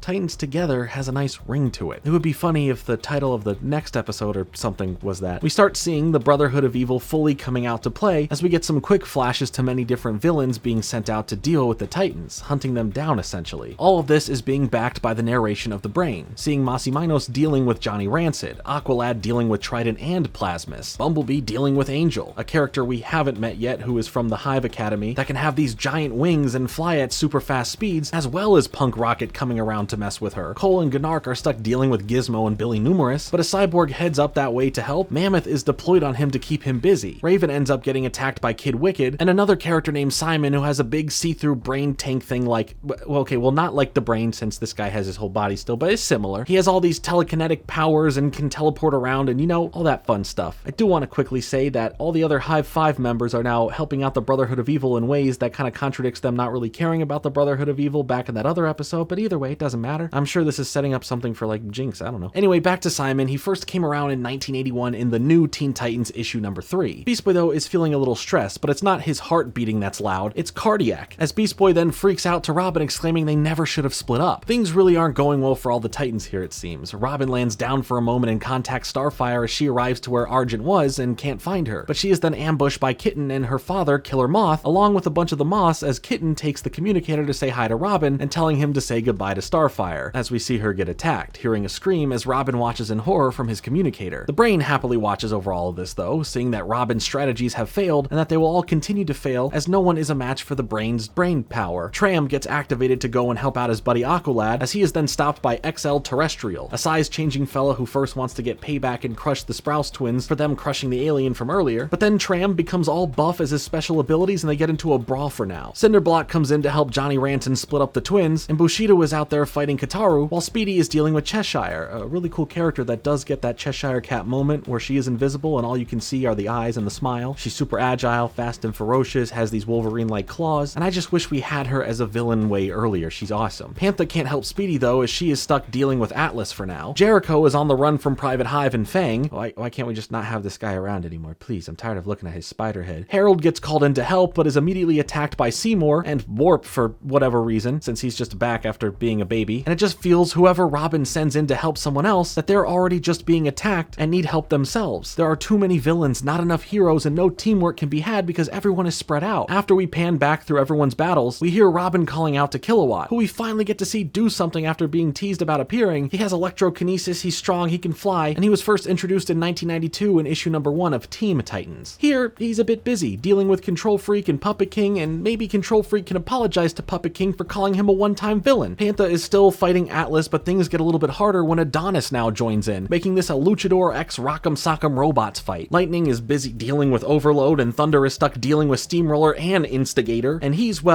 this human robot football-headed thing who is just super strong and has a strong defense on basically taking any damage. His name is an acronym for Integrated Neural System Techno-Intelligence Gyroscopic Atomic Tactical Organic Robot, and he sure lives up to his name as Instigator, because now I am pissed I had to read out all of that, and I want to fight him. Robin, who isn't helping anyone by the way, is bummed over all of this, only to be startled by Hotspot as he is glad to see him, thinking he was a goner since they hadn't heard from him in a while, continuing on to complain about the Brotherhood of Evil and all of these attacks, but it's revealed that, once again, this is Madame Rouge, and now Robin can finally be in a fight instead of just having a meltdown so heated that it will cause the ice that he's on to melt down. As Madame Rouge and Robin are fighting, she catches him up to speed on what really happened back when Robin thought Hotspot was okay, leading to Robin to understand that they are tracking the Titans' whereabouts and movements via the communicators, and that he was the one who directly put his in their hands, causing all of this to happen. Robin ends up combining some gadgets to create a freezing explosion that turns Madame Rouge into a popsicle that he ends up running through and shattering, which would be really violent and pretty dark, but we see that she melts and starts forming herself back together. As Robin has a moment to warn all of the other Titans that the communicator line is compromised and that the Brotherhood of Evil is aware of every move they make. With only seconds left before she regenerates, Robin takes the wires in his device and reprograms it as it says signal sent, with him saying one final thing on the airwaves: take care of yourselves, you know what to do. I don't know what to do, but she does. Madame Rouge is fully formed back now as she then captures him, but the signal sent ends up blowing up every communicator out there, leading to the Brain getting hurt a little bit because of the one attached to him, but he says that there is no need to know every move of each Titan anymore. We get a quick glimpse of Beast Boy having defeated Cardiac as he looks to his communicator and worried about where Robin is, as we see that he has been brought directly to the Brain, seeing the frozen version of Wildebeest and Hotspot, with the Brain telling Robin that he has been defeated, as we also see other Titan members being brought in who were captured and leaving it ambiguous who else out there had been defeated and captured, or who are still fighting and surviving this attack. The Brain tells Robin that he is lost as this episode comes to an end, and it's pretty interesting that this wasn't treated as a part 1 and part 2, or heck, even a part 3 type of situation like usual, but instead 2 standalone episodes. In this episode, the Titans are seemingly defeated. It didn't matter how many Titans out there were recruited and brought on board to help. They were no match for the plan on separating them all and overpowering them with too many villains to keep up with or handle single-handedly. When it ends, you feel sad. You feel defeated. All of the heroes are struggling. Robin is captured, and it seems like there is nothing that can stop the Brain's plans, leading to it seeming like the Brotherhood of Evil has won. The day is not saved, and Beast Boy is still sad because he didn't want to separate. He wanted to go home, and now his biggest threat from his past team has now mostly defeated his new team and many of its fellow associates. So what What's gonna happen? How are the Titans supposed to get out of this one? Luckily, we're going to get into that in a moment. I love that this episode really feels like a buildup. You can feel the anxiety of Robin calling out to all the different Titans just to see them all constantly being attacked by more and more villains, with nothing they can really do about it, leaving so many characters defeated, a bunch of characters we don't know what happened to, and just seeing the full extent of what having access to most of the villains ever from the series and beyond come around to cause some more major issues. There were so many characters here, but I think it was all handled in a fun way, even if we didn't really get to know some of the newer good guys and bad guys all too well. It truly is a spectacle and one of the most heart-racing episodes in the entire series. So let's just hope that the next episode here gives us a solid conclusion to this whole Brotherhood of Evil business. It's actually kinda homey. Our next episode is titled Titans Together. Wow, it was the title of the next episode, who would have guessed? Anyway, this episode continues things with a bit of a catch-up regarding the Titans building up their alliance, and then giving us some glimpses of the other characters' struggles dealing with villains, all narrated by the Brain regarding their failure in stopping him. We see characters like Bumblebee falling down out of the sky, Starfire being swarmed by moths, or Cyborg knocked down an ice chasm, even Aqualad and Tram having rocks fall on them, Raven being tossed around through portals, and others who are already captured are being turned frozen by the help of Professor Chang. Robin is forced to watch this happen as the Brain taunts him further, explaining that Robin and all of the Titans have lost, and all of his friends and associates will fall, and it's all thanks to him at the end of the day. With no one around to save the day, it seems like the Brotherhood of Evil has won. The Brain acknowledges that the Titans are formidable opponents when they operate as a team and work together, but apart, they are powerless. When the Brain asks who could possibly stop them now, we cut to a beach where Beast Boy stands victorious over a pile of defeated robots from General Immortus' army as he exclaims, "Now try and follow me," triggering an explosion to blow up the pile of robots as Beast Boy seems more determined than ever to handle this situation and help save the day once and for all. Not gonna lie, this shot goes hard. As Beast Boy continues on, we see his belt glowing and beeping, seemingly leading him somewhere as he then finds a special stone with the Titan's T on it. And as Beast Boy activates the setup to open a secret area, he mentions to himself that he never thought he'd have to use this place. What is this place? Well, it turns out to be a secret remote base that is very similar in style to the Titan's Tower, but it gives Beast Boy a place to lay low and not be tracked down by the Brotherhood of Evil. But he ends up not being alone as other Titan members end up also making their way to the secret spot, startling Beast Boy. Moss shows up, trying to explain what happened to him and his brother, and we know based on the end of the last episode that he was captured. Then Pantha enters in, making it clear that she had taken care of her opponents, but once Harold comes through presenting another character being okay and about to come through the portal, it makes it seem like Raven could possibly come out and prove to be okay. At least that's what Beast Boy's facial expressions seem to be hoping for. But instead, Jericho comes out, which is just annoying for Beast Boy based on all the factors of his journey to get to Jericho in the last episode, the fact that it's also not Raven, and that these other Titan affiliates now were expecting more. Pantha says that she would be better off on her own. She was expecting to see the actual Titans here, with Moss wanting to go and look for his brother and not waste any time here as well. Harold just mentions going back to his dimension, but Beast Boy has had enough, yelling at them all to stop and saying that none of them are going anywhere, that they have to stick together. The whole reason they lost in the first place so far is because they were all separated, and that kind of tactic clearly doesn't and isn't going to work. He tells them all that he needs them if they are going to stop the Brain, and promises that they are going to stop him, keeping everyone from leaving for now. Here we get to see Beast Boy take on this leadership role, having a sense of maturity about him as he knows what's truly at stake and knows the enemy better than anyone here. And when he's questioned about being in charge, he justifies it for the sake of having had to deal with the Brain and the Brotherhood of Evil longer than any Titan out there. So why don't we just call Doom Patrol back in to help? Or any other superheroes that aren't considered teenagers? Either way, Beast Boy knows that this isn't the ideal setup to fight back against the Brain. But like it or not, this group is the new Teen Titans for now. They may not all know each other and operate with one another as cohesively as like the main group, for example, but for now, they are all they've got, and they have to work together. To get familiarized with one another and for Beast Boy to understand what he's working with, they each say what they specialize in, with Harold talking about his trumpet opening portals, Pantha talking about her strength, Moss talking about him being fast but only when he's with his brother, and Jericho, well, he just points at his eyes, leaving Beast Boy with not a whole lot to work with here. But it will have to do as they immediately start springing into action. They seem to have set up a trap, having all the members of this newly formed Titans group hiding and watching over Moss, who is calling out and taunting Cinderblock to come out and play. And when he does show up, Beast Boy says the iconic Titans Go catchphrase, springing the trap of having Moss run between Cinderblock's legs, causing him to look underneath himself, to the surprise of Beast Boy as a rhino charging at him, tossing him onto Pantha, who catches him and tosses him into a portal that Harold opens, dropping him from another out of the sky as Jericho shows off his kind of freaky ability to turn invisible and assume control of someone else. Once he locks eyes with them, and this is one heck of a cursed technique. After he locks eyes with Cinderblock, he becomes translucent, takes over Cinderblock, and then begins talking through him to the others to confirm that everything's good. Part of the plan was to get information from Cinderblock's mind, being able to learn that the Brotherhood of Evil's base currently currently is in Paris, with the next part of the plan pretending to bring in more Titans to the brain. We see Cinderblock now walking in what appears to be Pantha, Mas, and Harold all passed out, as Beast Boy is hiding as a spider that is crawling around on Cinderblock. Initially, they seem to all be let in the entrance of the place, with Beast Boy back in his regular form now, and all of the others walking around once they get past the guard. I do want to say that this is a cool thing to see in general, getting a group of characters filled with mostly newer characters that we get to spend time with and seeing how they operate together. As they are walking through the halls, Mas has that weird twin thing happen where he can feel some sort of pain or understanding of what's happening to his brother, as at this moment we cut to Minos being frozen. So Mas isn't taking this feeling too well, but now the big moment of freezing comes when the brain presents to the villains Robin in all of his glory, now inside of a capsule, as he says this is a gift for all that have played their part in helping make this happen, as all the villains then cheer. The new Titans have to play their part again in looking defeated as a group of villains including Andre LeBlanc, Adonis, Mammoth, and Private Hive run by, telling Cinderblock to hurry as Robin is about to be frozen. Cinderblock runs with them to blend in, as they would want to all go this way anyway. But when Private Hive gives some kudos to Cinderblock for the catches he's bringing in, Jericho, as Cinderblock, speaks, saying thanks, stopping the other villains in their tracks as they are all confused, leading Private Hive to question how long has Cinderblock been able to talk, thus blowing their cover. But the Titans here don't hesitate to attack, with Jericho jumping into Private Hive as the others attack after getting up from pretending to be defeated. Luckily, all these villains were pretty easy and no match for the powers these Titans have as they now continue on. As they break into the main area, they get ready to threaten the brain, but they are all greeted instead by basically every villain ever, mostly silhouetted as they laugh at the group of characters that have run in, with the elite members of the Brotherhood of Evil watching from above as Madame Rose jokes about how these random Titans expect to take on every person in this room. Beast Boy demands to know where his friends are, but the brain taunts Beast Boy by saying that he always tries so hard but always fails completely, and just like every other time, the results here will be the same. Beast Boy yells at them again, demanding to know where his friends are, and it's revealed that they are all around them, frozen in place like action figures or amiibo being collected and displayed as trophies, showing Robin was actually already frozen along with everyone else in there. Beast Boy takes a look at all the villains around them and looks to his team, saying that he thinks they can take all of them, with Pantha agreeing as an all-out brawl between the Titans here and all of these villains take place. It's pretty crazy and cool to see. We get even more villain cameos from characters like Wintergreen, who in the show was originally a butler type of character that served Slade, and beyond that, you have the headmistress of Hive being back even though she was alluded to being overthrown by Brother Blood, but who knows, maybe she was on vacation or got a promotion of some sort. Heck, maybe she even retired, but I doubt that last one because she's here still doing evil things. There's also Wrestling Star, who was a student at the Hive Academy. Master of Games is there for whatever reason. Same goes to Malchior, who is supposed to be sealed away. Mother May I is back, and there's even this new character that we have not met before named Phobia, who originally became a member of the Brotherhood of Evil, debuting in 1981 within New Teen Titans issue number 14. While it would have been cool to get some of these villains that we don't know much about in the context of the series here to have had their own moments to deal with the Titans throughout it, it's still really cool to see how all this comes together here, giving us so many moments that pay respect to some interesting Teen Titans legacy characters as you notice them and point them out. As this fight rages on, the Brain watches over it all with the other elites as he doesn't want them to interfere, saying the end of these 5 will happen soon. And just like clockwork, the Titans start losing a bit as one by one we see how they are getting outnumbered. But my favorite one here is Mas, who just sadly walks up to his frozen brother as Professor Chang just politely grabs his shoulder. I don't know why, it's really funny and I love it. Once they all get captured, the Brain lays into Beast Boy once more, making fun of the team they assembled here and that it's pathetic that they thought they would have a chance at winning, as he then tells Beast Boy that once again he has failed, telling Madame Rouge to start adding them to their collection. As she then grabs Beast Boy, asking him for his final words, he notices a crack in the floor beneath her, looking back up to say that she shouldn't stand there as a blast is shot up through the floor, with Cyborg along with Cole and Gnark emerging from it, as Cyborg claims that they should have never thrown him down a hole unless they were going to make him stay down there. Then from the ceiling above, a blast opens it up as Starfire along with Bumblebee and Red Star— wait, Red Star?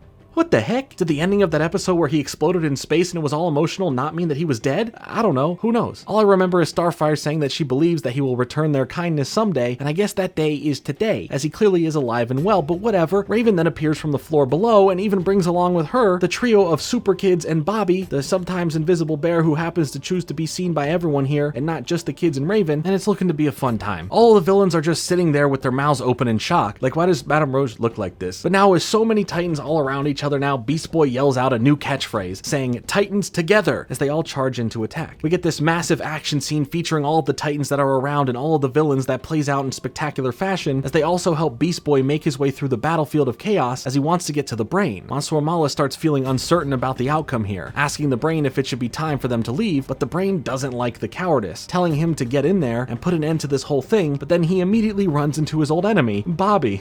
That's great. Moss is able to get over to his frozen brother, using their speed abilities when he touches his hand to create heat from the speed, setting Minos free as the two of them have their little reunion, and rather than just running really fast around the area together to start unfreezing all of the other Titans, they instead run over to the computer to figure out how to use it. But at least once they do, all of those who were frozen are finally set free. Either option would have worked, I guess. And man, you know that wildebeest and hotspot feels so good to finally be set free, having been frozen the longest time here. Madame Rouge is tired of how the brain is handling everything and jumps into the fight once more, saying that she is going to do things her way from now on. As Robin is unfrozen now, he yells out to Starfire, getting her attention as he says that he could use a hand, as her face lights up in excitement to see him, and that's really cute. But now, the original Teen Titans team is back together for what feels like the first time in forever, as they get ready to fight side by side just like the old times, because the Titans are always stronger when they are together. As they start battling through all of the villains, another variant of the theme song, this time being a version of the instrumental, is played as the backing track with all the other Titans still fighting alongside them as well. When the members of the Hive 5 try and make a break for it, Kid Flash shows up, talking some smack about telling them that aligning with the Brotherhood of Evil was not such a great idea in the long run, as Kid Flash then apologizes to Cyborg for being a bit late to the party here. He just first needed to pick up a friend, revealing Jinx to be with him and on the side of the good guys. I knew it. Few things here. First, bringing your new, maybe, girlfriend and directly showing off that it's Jinx to Cyborg just feels a little bit harsh to him. Didn't need to rub it in his face. He still has some thoughts about her. Second, this just proves my point about Brother Blood making more heroes out of the Hive Academy than villains, it seems. And third, yeah, the other Hive 5 members are freaked out that Jinx is with Kid Flash and also not a bad guy anymore. She says that it's nothing personal, attacking them all at once, as Cyborg just didn't expect that to happen. All of the heroes are continuing to defeat more and more villains, piling them up for the twins to freeze, and it seems like things are going well for all the heroes here for once. Raven thinks it's a bit odd that things feel easier as the fight goes on, but who cares? Jinx gets to have a really cool moment where she is able to help take down Madame Rouge, sending her flying to the freeze machine as the twins continue making ice cubes out of them. I guess doing things her own way was to just get out there and lose. As for the brain, he's now ready to leave, as he then gets cornered by all of the Titans and being told that he's not going anywhere. But the brain says that he is left with no choice then. Monsieur Mala disconnects the brain part of the brain as he climbs up and away from the Titans, leaving them to deal with more robots that start shooting at them as Beast Boy vows to not let them get away. Flying up after him as Robin comes as well, with Cyborg noticing something being odd with the body of the brain that was left behind, as it looks like, well, it looks dangerous and it's beeping, so that's just not a good sign. The brain continues taunting them by saying that sometimes the only way to win is to clear the board completely, explaining that the whole base here will be gone in a moment as Cyborg figures out that the brain's body is a fusion device, a massive one, and that he doesn't know how to shut it down. Starfire says she knows a guy and needs to have him come take a look, like she works at Pawn Stars and needs to bring in an expert. In the meantime, Beast Boy tells Robin that he will take the monkey and Robin should take the jar, as Beast Boy goes in and attacks Monsieur Mala, causing him to drop the brain as the two of them fight, and Robin is able to then catch the brain as he falls all the way back down. Starfire brings back over Harold to help with the device, but I thought she was going to get Red Star so that he can grab it and get flown up into space and explode it, because he's probably like the safest to deal with that. But Portal Trumpet Man is a fine idea because they just do the same plan, but by opening a portal to space and dropping it there, setting it off to let it explode, saving the base from becoming rubble and everyone inside of it becoming jelly. As the day seemingly seems safe, Beast Boy is revealed to have defeated Monsieur Mala, freezing him with the other villains, as all of the heroes start standing with one another, with Cyborg saying that for someone so smart, the brain sure was stupid for bringing all these guys together. There's almost like a double meaning there. It was stupid to bring all the villains together as they can all be defeated at once, and it was stupid to try and collect all the Titans here because this was the result, bringing them all together, and the whole point of them was to separate them. You bring them together, they're too powerful. You separate them,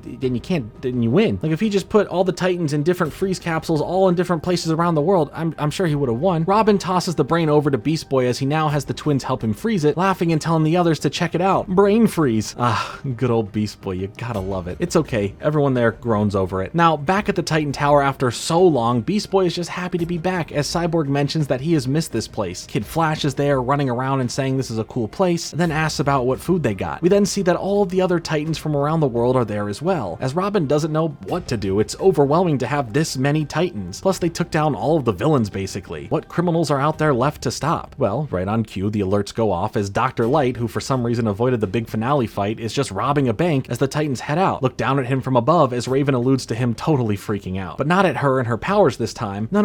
At the fact that every single Titan is there, staring down at him, as we see the Titans then, all ready to work together and save the day. If I was a bad guy, that would be overwhelming. Talk about total overkill. But it really is such a fun way to end the episode as it cuts to black and we hear Titans go before the credits roll. It's really a set of crazy episodes that have the most characters ever, both good and bad, as we get some incredible fights, some awesome moments of growth and satisfaction for Beast Boy for when he had to step up as a leader and was able to finally take down the Brotherhood of Evil. It's just really impressive that they had so much to juggle here, and it felt that basically every character had a moment to shine, both good and bad, making for what feels like a conclusion to the series, but it's not, and we will get to that in a moment. Based on the events of what happened, most of the villains are frozen and the world of heroes has expanded to a massive degree. So where do things go from here? Well, things change and time goes on. Maybe trouble sparks up somewhere else in the world, and maybe that'll include some sort of trip to Tokyo. That could be nice. As far as what I feel could have made this conclusion to the Brotherhood of Evil saga better is Beast Boy getting a chance to speak with his old Doom Patrol team again and have another nice moment together, as this technically all started way long ago with them. Aside from that, maybe a bit more leadership from Robin in the final moments, where he gives all of the Titans a speech, something about their duty to stop criminals, keep their own cities, towns, and countries safe, and when there's trouble, you know who to call, meaning that any of them will be there for another if they need it, making a global network of heroes united to keep their planet safe, keeping up the theme of Titans together, and maybe cut to a montage of different heroes working together in random pairings throughout the world and aiding in each other's missions. Overall, I still think it's a solid ending to the Brotherhood of Evil saga, and for many ways, the series as a whole. It delivers on everything you want it to, but that's not how the series decided to go out. Instead, the finale episode of the show ends on a completely different note, one that has led to many having different opinions on it, claiming it to be good, claiming it to be bad, claiming it to be shocking. Oh wait, that's just me. But let's see what actually happens in the end and discuss what it all means. So after all that, things change.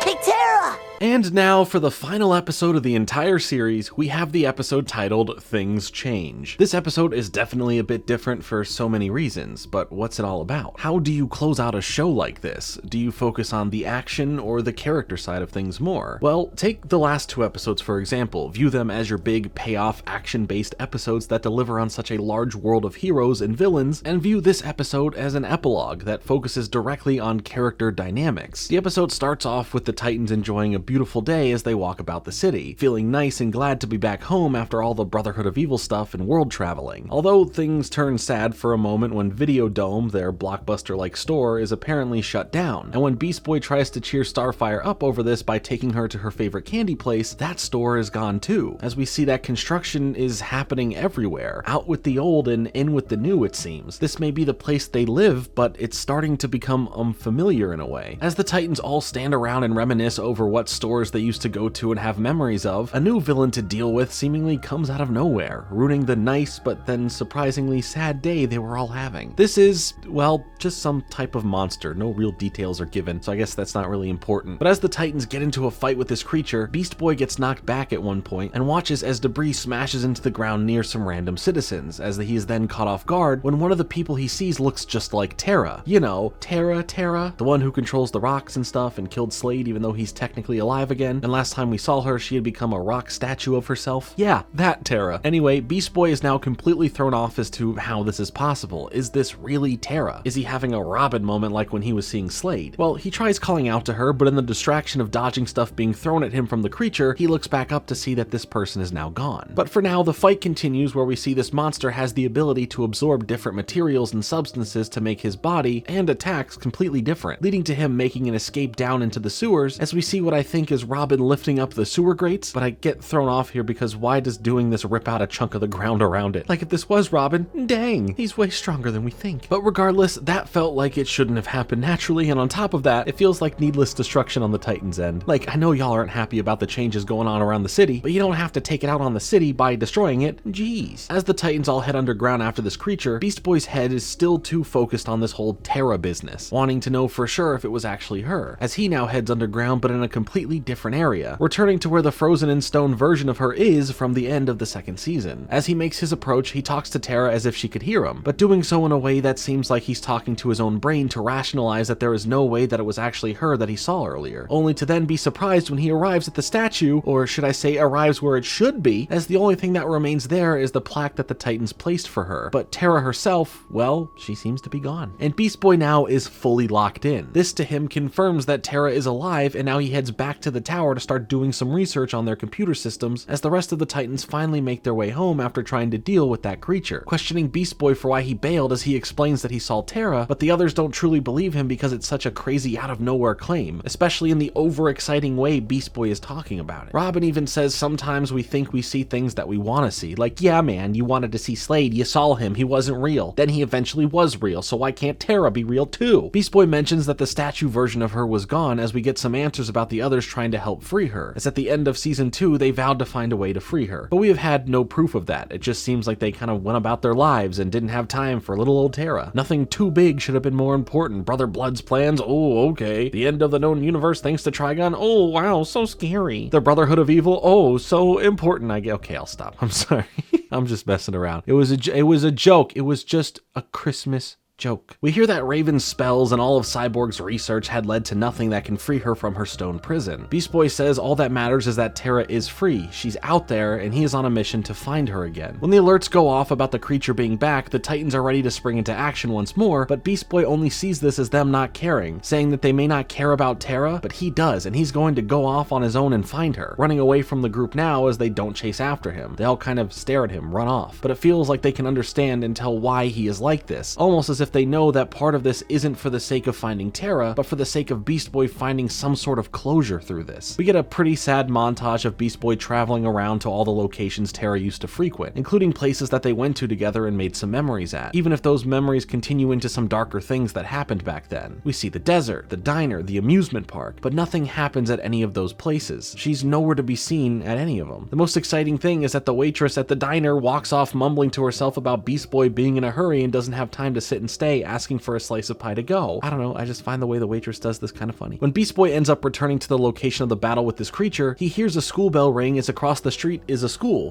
that in fact is called Murakami School, named after co-creator of the show, Glenn Murakami, and I love that detail. As Beast Boy then sees the girl who looks like Terra once again over there, making it make more sense why the girl was in the area when the fighting was happening, because she goes to school right where it happened. So it all can't be a coincidence, right? Beast Boy runs over to the gate around the school, calling out to the girl to get her attention, but the other girls with this girl that looks like Terra ask if she knows him, as she shrugs in confusion as they walk off, leading Beast Boy to try and follow them to call out Terra, running and jumping in front of her to just stand there with a smile as if he's waiting for her to recognize him and things to be like they used to. But she's completely blank in her emotions. But you know, after a little too much awkward silence and Beast Boy, well, being Beast Boy, she tells him sorry and that he has the wrong girl, making him shocked and confused. This moment of silence lingers on as all we hear are the sounds of the city and nature, seeing shots of the surrounding areas, no music, just the feeling of time passing as life moves forward. When Beast Boy finally speaks, he tries to help her remember who he is and that they used to hang out and that she thought he was funny. A specific point, as we've seen from the past, how someone telling him they think he's funny has affected him, whether it be Terra from when they first met or from Raven in the origin episode. This, funny enough, does make this person who may or may not be Terra laugh, but after a moment, she composes herself and continues on about her not being who he is thinking she is. As she walks away, he tries stopping her, grabbing her shoulder and saying that maybe if they talk, she'll remember, but all she replies with is that she's gotta go. But Beast Boy tries to be persistent, offering to go and get pizza with him, saying what does she have to lose if she agrees to this? But her friends step in to close the convo, telling him that she said no and isn't interested, with Terra, or not Terra here, looking back in shock over this. And I want to touch back on stuff like this to an extent a little bit from now. But after a moment, she says maybe just one slice, shocking Beast Boy to be overexcited, grabbing onto her and running all the way to the pizza place as her friends are wanting to make sure that she actually wants to do this, with her confirming that it's okay for now and she'll catch up with them later. As for the rest of the Titans, they are all trying to track down this creature, not having any luck between Raven or Cyborg when they try their tracking tactics, with Raven wishing Beast Boy were here as he may be able to help thanks to his unique tracking abilities. As they continue on, they discuss their concern for Beast Boy, as well as if Terra were to actually be back, how could it have happened? Coming up with the ideas like the effects holding her there wearing off, or maybe even an earthquake that happened when they were gone. Maybe all of the Trigon stuff from last season reason jostled around the underground and set her free, or maybe her soul was one of the ones that was released when Slade freed his. I'm just spitballing here with them, sorry. The Titans continue their search, but the creature appears to be blending into the wall, watching them as if it were studying them, zooming in with its camera-like eyes. We cut over to the pizza place where Beast Boy is telling maybe Terra here all of the stories that have happened since she's been gone, catching up in the conversation at the point of the previous episode of freezing the brain and saying brain freeze, causing her to smile and laugh, saying that it's funny as Beast Boy feels so validated for his joke that everyone groaned at last episode, excited over the fact that she gets him. He's infatuated with her all over again, staring with love at her, saying that she hasn't changed a bit. As this comment gets to her after he says Terra at the end of the sentence, she looks sad, questioning him over why he keeps calling her that, as he says that's who she is. He continues to say that she looks like Terra, talks like Terra, laughs like Terra, asking if she remembers anything from before. After a moment, all she says is that she only remembers high school, saying it in a way that feels like she's not sure what she does or doesn't remember, or that there may be this past, or maybe it never happened. Beast Boy starts telling her everything about her past that we got to witness in the show, how she found the Teen Titans, how Slade influenced her to the dark side, how she eventually saved the day, defeated Slade, and saved the city at the cost of her own life, technically. All she has to say to the story is asking about why he would want to be friends with someone who had caused so much trouble, with him responding that it's because he knows who she really is, the real Terra. When the pizza they ordered arrives, he claims that it's a supreme pizza with extra anchovies and no mushrooms, but she stands up from the table, saying she's allergic to anchovies, confusing Beast Boy as this is what she would get, but he doesn't want her to just go, saying that he doesn't eat them himself and that she can get whatever she wants, but she still wants to leave, saying she has a lot of homework to do and needs to head to the computer lab. But Beast Boy, in a plea of desperation to keep her around, offers her to come to the Titans Tower and use their computer. It's better than what's at the computer lab and she'll be finished faster if she uses it. She pauses for a moment, finally giving in and saying okay to this, but tells Beast Boy that she has to be home before dark. If this is Terra, then my question is what home? And not in like a mean way, like is the school she going to like a boarding school? Does she live somewhere by herself or with people? I don't know. It's all left up in the ambiguous way that the episode likes to keep it. Either way, Beast Boy is just grateful to have more time here today with her, cutting to them back at the tower now as she is in awe over it, thinking that this place is so cool, with Beast Boy mentioning that she used to live here at one point, but she says that she thinks she'd remember living in a place like this if she did. Beast Boy then has the idea of showing her her old room, seeing an empty room that feels unlived in, but kept around for the sake of always holding on to the thought of her returning one day. He points out the stars on the ceiling as it was a detail added because she loves to sleep under the stars, but yet another opposite response happens. Beast Boy is picking out the things he remembers about Terra as she responds with them not being true, just like the anchovies comment. Here she says that she hates camping as there are too many bugs, so sleeping under the stars isn't really a thing for her. But on the table in the room is the heart-shaped mirror box, and it catches her attention, opening it up as we see her reflection and Beast Boy's reflection as he tells her that he made that for her, asking if she remembers. But her attitude pulls back again, saying that the box is cute but claiming that she needs to get going. But if you thought it couldn't get more emotional, we come to a part where they are both outside on the rocks near the water, a place that has meant a lot to Beast Boy since he had some special moments here with her. Before she leaves, she says that maybe the friend he's looking for is out there, wishing him luck on finding her, but he says that he has, picking up a stone and skipping it across the water. He tries handing her a stone as well, as she sadly says his name in a way that means give it up, man. The girl you're looking for isn't here. Beast Boy starts getting a little emotional, pleading with her that she has to remember something, anything, but with no response, he thinks without thinking. And by that, I mean he very quickly grabs a handful of dirt, saying that she can move the earth, throwing this at her, resulting in it exploding all over her face, as he feels horrified at the result as she's now completely pissed, asking him why he would do that before running away from him and leaving, as Beast Boy says that he's sorry, claiming that maybe she just needs more time to remember, starting to now run after her and say that he can help her do that. As for the other Titans, they begin to have their own little night at the museum adventure as they still are trying to locate this monster. Cyborg hits something in frustration of not finding it, but the thing he hit happened to have the creature blending into it, coming out and running away again, but maybe this time it was just in pain of being hit like that. As for Beast Boy, he doesn't know what to do. He finds himself at the old amusement park now, entering the old broken down House of Mirrors attraction where both of their hearts were shattered just like these mirrors. He tries thinking of other ways to help her remember everything, but then all of a sudden he hears the voice of Slade, saying maybe she doesn't want to remember. And for someone whose whole career is, wait, remember? How dare you say that? But Slade then appears in the mirrors now, just like he did back then, bringing us right back to what happened in season 2. Beast Boy immediately thinks Slade is behind this, of course, with him appearing here, asking why he brought her back, but he claims to have nothing to do with it. But Beast Boy doesn't buy anything he's saying, claiming that Slade did something to her memories and or took her powers away, but he responds by saying if she didn't want to remember or doesn't want to use her powers, powers, that's her choice to make. But this only makes Beast Boy more emotional and more angry with Slade being the thing that he can take it out on, saying that she was a hero, a friend, the person who saved everyone. Why wouldn't she want to remember all that? But Slade hits a little too hard by saying it's him. She no longer wants to remember him. It's a major spot of pain for her. This causes him to snap, attacking all of the mirrors and destroying them as he sits there in silence for a moment over letting his aggression from all of these feelings come out, as his heart feels just as broken as all the mirrors do with the glass shattered around the floor. But this also is giving us the moment to decide if Slade was truly there, or was this all in Beast Boy's mind, as a way for him to fight through the fears that he doesn't want to think about or admit could be true possibilities. But this is answered for us as Slade then appears, coming in to attack Beast Boy as they get into a bit of a destructive brawl. He yells that he won't let him hurt her again, but Slade replies saying Beast Boy's the one who's hurting her, and that he needs to let her go. As the fight goes on, so does the mind games, with Slade telling him to face it. She doesn't want to see him anymore, but Beast Boy only gets angrier and more aggressive, yelling at him to leave her alone as he eventually takes down Slade all by himself, ramming him into the old roller coaster, bringing the whole structure down on top of Slade, only for Beast Boy to find out that this wasn't even the real Slade, just like old times, as it was a robot, which is now left on a broken cycle of saying she doesn't want to see him anymore. This whole thing has brought up many questions here, but Beast Boy is clearly not okay. He can't let go of the past, chasing after a time that is long gone, and to add to that, a person that may be long gone, but not in the way of being dead. The next day at her school, Beast Boy is trying to get information from her friends as to where she is, as he wants to talk to her, but she ends up coming out of the classroom, noticing him, and is clearly mad and tries walking off. He tries to keep up with her, trying to get her to listen to him, but she says she's going to be late to class, specifically biology, because the chemistry here is all God, am I right? No?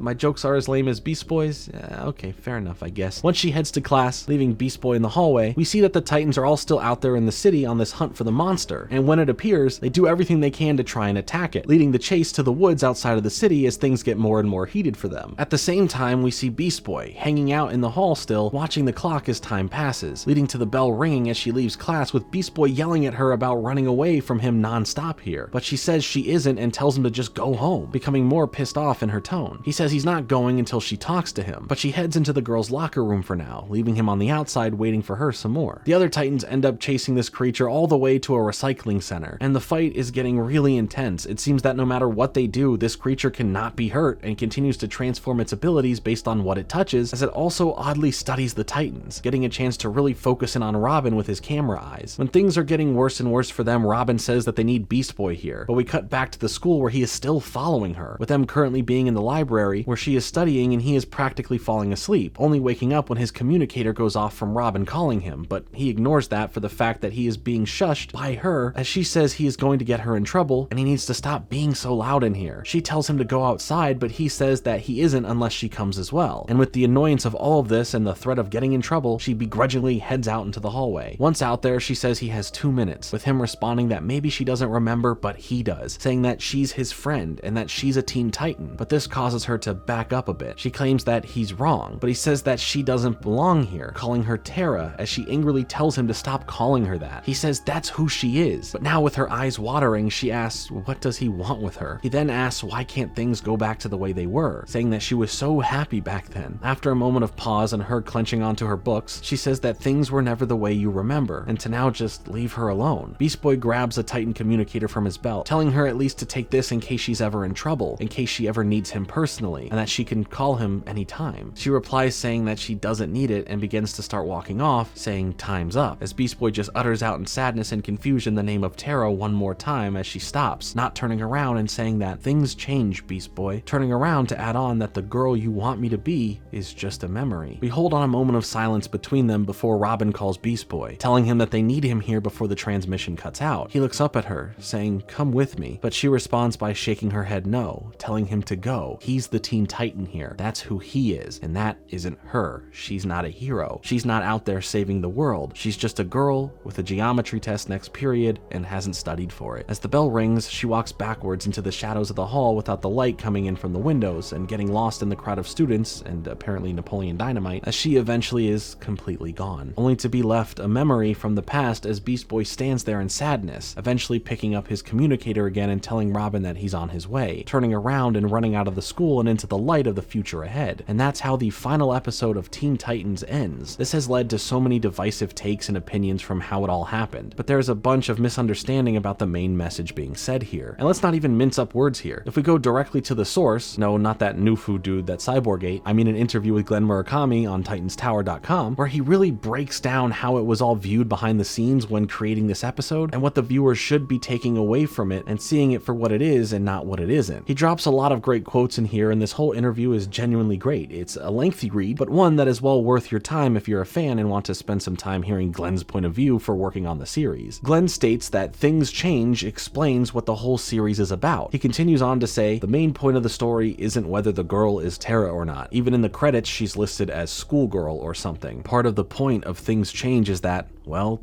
things change, and not everyone is cut out to be a hero. I think Things Change is, in a way, a reaction to the fans taking it all way too seriously, or projecting too much onto the characters, like thinking these characters have to be in a relationship, these characters have to like each other, but in real life, you don't always get everything you want. When asked about where the idea for this came from, and when it all came about, Glenn says, we figured it out when we were talking about what the 5th season was all about. I think we even talked about bringing Terra back during the Trigon storyline, but that didn't make sense. It didn't organically work like that. I really like the character, but sometimes that alone isn't a good enough reason to bring a character back. Really early on, we figured out what the story would be and what it meant, and we both really liked it. The both comment referring to him and writer for the show, Amy Wolfram. When you start getting into a story and it becomes about how did she get unfrozen, who did that, what form of science might bring her back, when you start getting into those things, it gets away from what the story is about. At that point, it gets sort of fanboy and geeky, and you end up explaining things that don't necessarily need to be explained. Now, I know throughout this series, I point out little silly and random things about the episodes here and there and poke a bit of fun trying to understand everything or question things that don't have an explanation, but this has mostly all just been in jest. I'm not being serious or looking for scientific explanations for how characters can cross the country in a matter of minutes or breathe perfectly fine on other planets. I may joke about it, but I am not Neil deGrasse Tyson, finding how it's all illogical and trying to make something seem less enjoyable. Not everything needs to be explained or explored that isn't there. You may have an interest in that, and I don't think it's bad to be curious over certain things and discuss them. Fans are going to do what fans are going to do, but these things don't make or break what is important, and that's what the story being presented is giving you. The best part about art is the 3 different main interpretations, right? There's how the artist felt, giving their meaning for what they made. There's your takeaway from it, what it all means to you. And then there's someone else's understanding, meaning that someone will take away something else, and that's okay, because to them, that's their personal takeaway, and it doesn't affect yours. Enjoying things, discussing things, being a part of the cultural zeitgeist, whether it's online with the rest of the world or in real life between the people you directly know, can really expand how you view things. Exploring different opinions or seeing something from a different perspective is truly a great thing. While Things Change has a specific viewpoint from the creators and how the story is told for you to take away, if you take away other aspects or interpret things in a different way, that's okay too. But I do think it's important to at least understand the creator's intent with what the art is about while still being able to have room beyond that for what it means to you or means to others. Glenn continues on in the interview saying, we did this really super huge massive action story, and then we do this really tiny small personal story. The show was always about change and shifting gears. It was about being unpredictable, and I liked that. So that's the reason why we wanted that storytelling in Things Changed. It's supposed to be thoughtful, it's supposed to be slow, it's funny because it seems self-explanatory to me. When Glenn is then asked about feeling satisfied with Things Change being the finale to the series, he said, yeah, I am. I think it's a nice cap to the Terra story. I think the thing that people didn't realize about Terra is she wasn't cut out to be a superhero. She had superpowers, but she wasn't cut out for that, and that's what makes her a tragic character, and I think that's what makes that character interesting. It's hard to explain that sort of thing to people. Like, some characters are born to die, and that doesn't mean that we don't like that character. That's the lesson of that character. You don't want those kind of stories to end up cheap. You want them to be really convincing, and you don't want the audience to feel cheated, and you want them to feel that a story played out and have them feel satisfied. From the very beginning, we wanted to tell stories about teenagers that aren't perfect, and I think what makes these characters likable is that they are vulnerable, but to make them vulnerable, they have to screw up. They make mistakes, and I don't think we showed the characters in a bad light. I wanted characters to go through things that people go through in life, so I didn't want Robin to be perfect. I wanted him to make mistakes. There's a lesson to be learned. This giving us an example of how all these characters all felt so real and bridged this connection connection between the viewer to understand them, relate to them, and or take away something from them. Basically, through all the context clues from this episode mixed with the message being said, along with how Glenn breaks things down, this is Terra. But that doesn't matter. In fact, it starts feeling pretty obvious in the back half of the episode that it is Terra, but the message about things changing is the real point here. In many ways, the whole episode offers Beast Boy some sort of closure, or the rejection of closure, and knowing that Terra is moving on with her life, with little answers as to why she is making these choices to where Beast Boy isn't able to understand it. She is able to live a life that she truly wants for herself, and Beast Boy has to move forward as well and accept whatever is presented to him here at face value for what it is. And I think there's something real comforting in knowing that this person, no matter how much they meant to you or what happened in your past with them, is okay at the end of the day and has found their own freedom, no longer being tied down or stuck holding on to the past, the things we can't change. From what we see of Terra in her school life, we know that she probably goes by a different name, as she tells Beast Boy time after time to stop calling her that. And here at the school, she has built some sort of what she considers normalcy that has her finding herself, rather than living on the land and constantly going from one place to another when nothing can be a stable home for her. Here, she has friends, she has a focus on her studies, she's happy, and leave it all to Slade to be one of the voices of reason this episode in regards to it all. Terra's life is much like a caterpillar. Everything that we witnessed from her earlier in the series was her as a caterpillar. Things don't make sense and it's hard to navigate the world. Then when she starts figuring things out and sacrifices herself in order to save the day, she turns to stone, symbolizing the cocoon. And by the end of it, when it hatches, she's now able to be a butterfly. She can spread her wings, live a life that makes her truly happy. And as time goes on, this life as a butterfly will be the life that she knows. And that life as a caterpillar is just a distant memory. Or something like that. I don't know, I'm not a philosopher. Slade, while still being evil and getting into the whole fight with Beast Boy, is on par for what he would usually do. He ends up offering the sentiments of Beast Boy hurting her by trying to put his old life back into her current one. Sure, Slade is still keeping way too close of an eye on the Titans and Terra, but he seems to not even want to bother with Terra anymore, being the one to explain to Beast Boy that this is all her choice, and all he is going to do if he doesn't accept that and move on is continue to hurt her, putting something in her life that she wants to move past. She's not cut out to be a superhero. It's not what she wants, and Beast Boy needs to accept that. Slade is still bad, but that was definitely interesting in contrast from how he would have handled things many seasons ago. I even view the creature here that the Titans end up fighting as a way to showcase the separation of worlds for Beast Boy, holding on to the past and trying to get Terra back to who she used to be, or continue on forward with the Titans into what comes next. The creature itself is this unfamiliar character that the Titans have to deal with. It doesn't look, act, or feel like many other things we've seen in the show. It feels like for the first time in a long time that the Titans have something to face that they don't understand. Its abilities seem overpowered. Its design feels more like what we would see in Ben 10, more so than most designs we've seen in the show before. And so much about it just seems unexplained. It feels like it's studying them and just not understanding the place that it's in or why it's even fighting. So if you want to, as Glenn put it, fanboy over things that aren't explained or don't matter to what's actually being presented, I still think that there are several parallels in these smaller details that make it fun to at least discuss it. You can think there is something there, or you could totally think the opposite, and that's 100% fine. So I am absolutely curious as to how you feel about the ending of the series here. Does it hit just right for you, or are you on the side of not liking the direction it goes in? Well, I have some good news for you. There's still some more Teen Titans to come, as there is the Trouble in Tokyo movie, which we will get to in just a few moments here after I dig back into the whole Terra thing in general, and I promise it won't be too terribly long.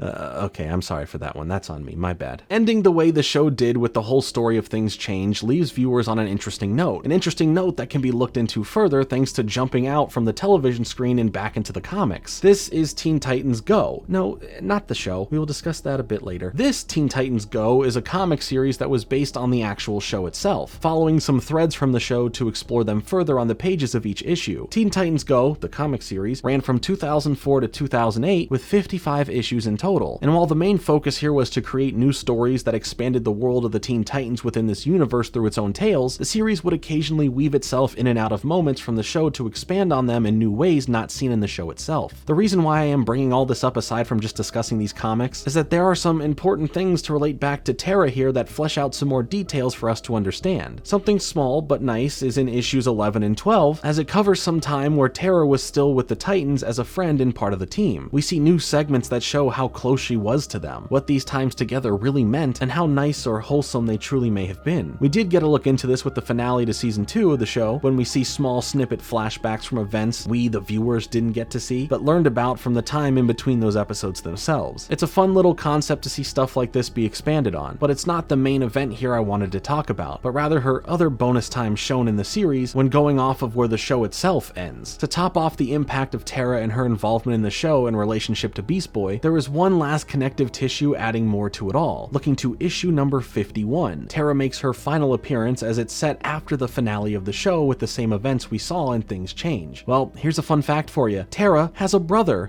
named Geoforce. He ends up making an appearance at the Titan's Tower and speaks about Terra's real origins. So this whole time, Terra was not only running away from the backlash and destruction from her powers, but also running away from being the Princess of Markovia. So yeah, both her and her brother were used as experiments by some royalty with sinister interests, giving them both Earth-related powers. Anyway, we end this story as Beast Boy and Geoforce contemplate checking in on Terra at the school Beast Boy found her attending, but after seeing her be the happiest she's ever been, they decide to not intervene and let her live her life. Regardless of the way you interpret the finale of the show, whether you believe that this girl is Terra or not, or believe that this comic series is 100% canon, it's a solid way to end things off for her story and loop everything back around, getting a chance to find out more about who Terra was and to support her from a distance going forward, so now she can have the chance to write her own story, rather than finding someone else's to just be a part of. Things do indeed change. The show elevates this finale to the series through Beast Boy and Terra, as well as the comic series coming in, not to undo that, but to drive home the point in a way that affects all the characters involved. But with that said, this officially ends the whole situation with Terra, a character who really came into the show, became a major player of importance towards the plot, a vessel to expand on other core characters, but not once was forced just to be that, having a richly developed character that only continues to get better over the course of her time in the series, and being part of understanding and appreciating the end of the series. Speaking of the end of the series, why not now just jump into the movie itself, Trouble in Tokyo, and see how after the show itself had ended, what this movie holds, as it came in to be this larger final moment for the series.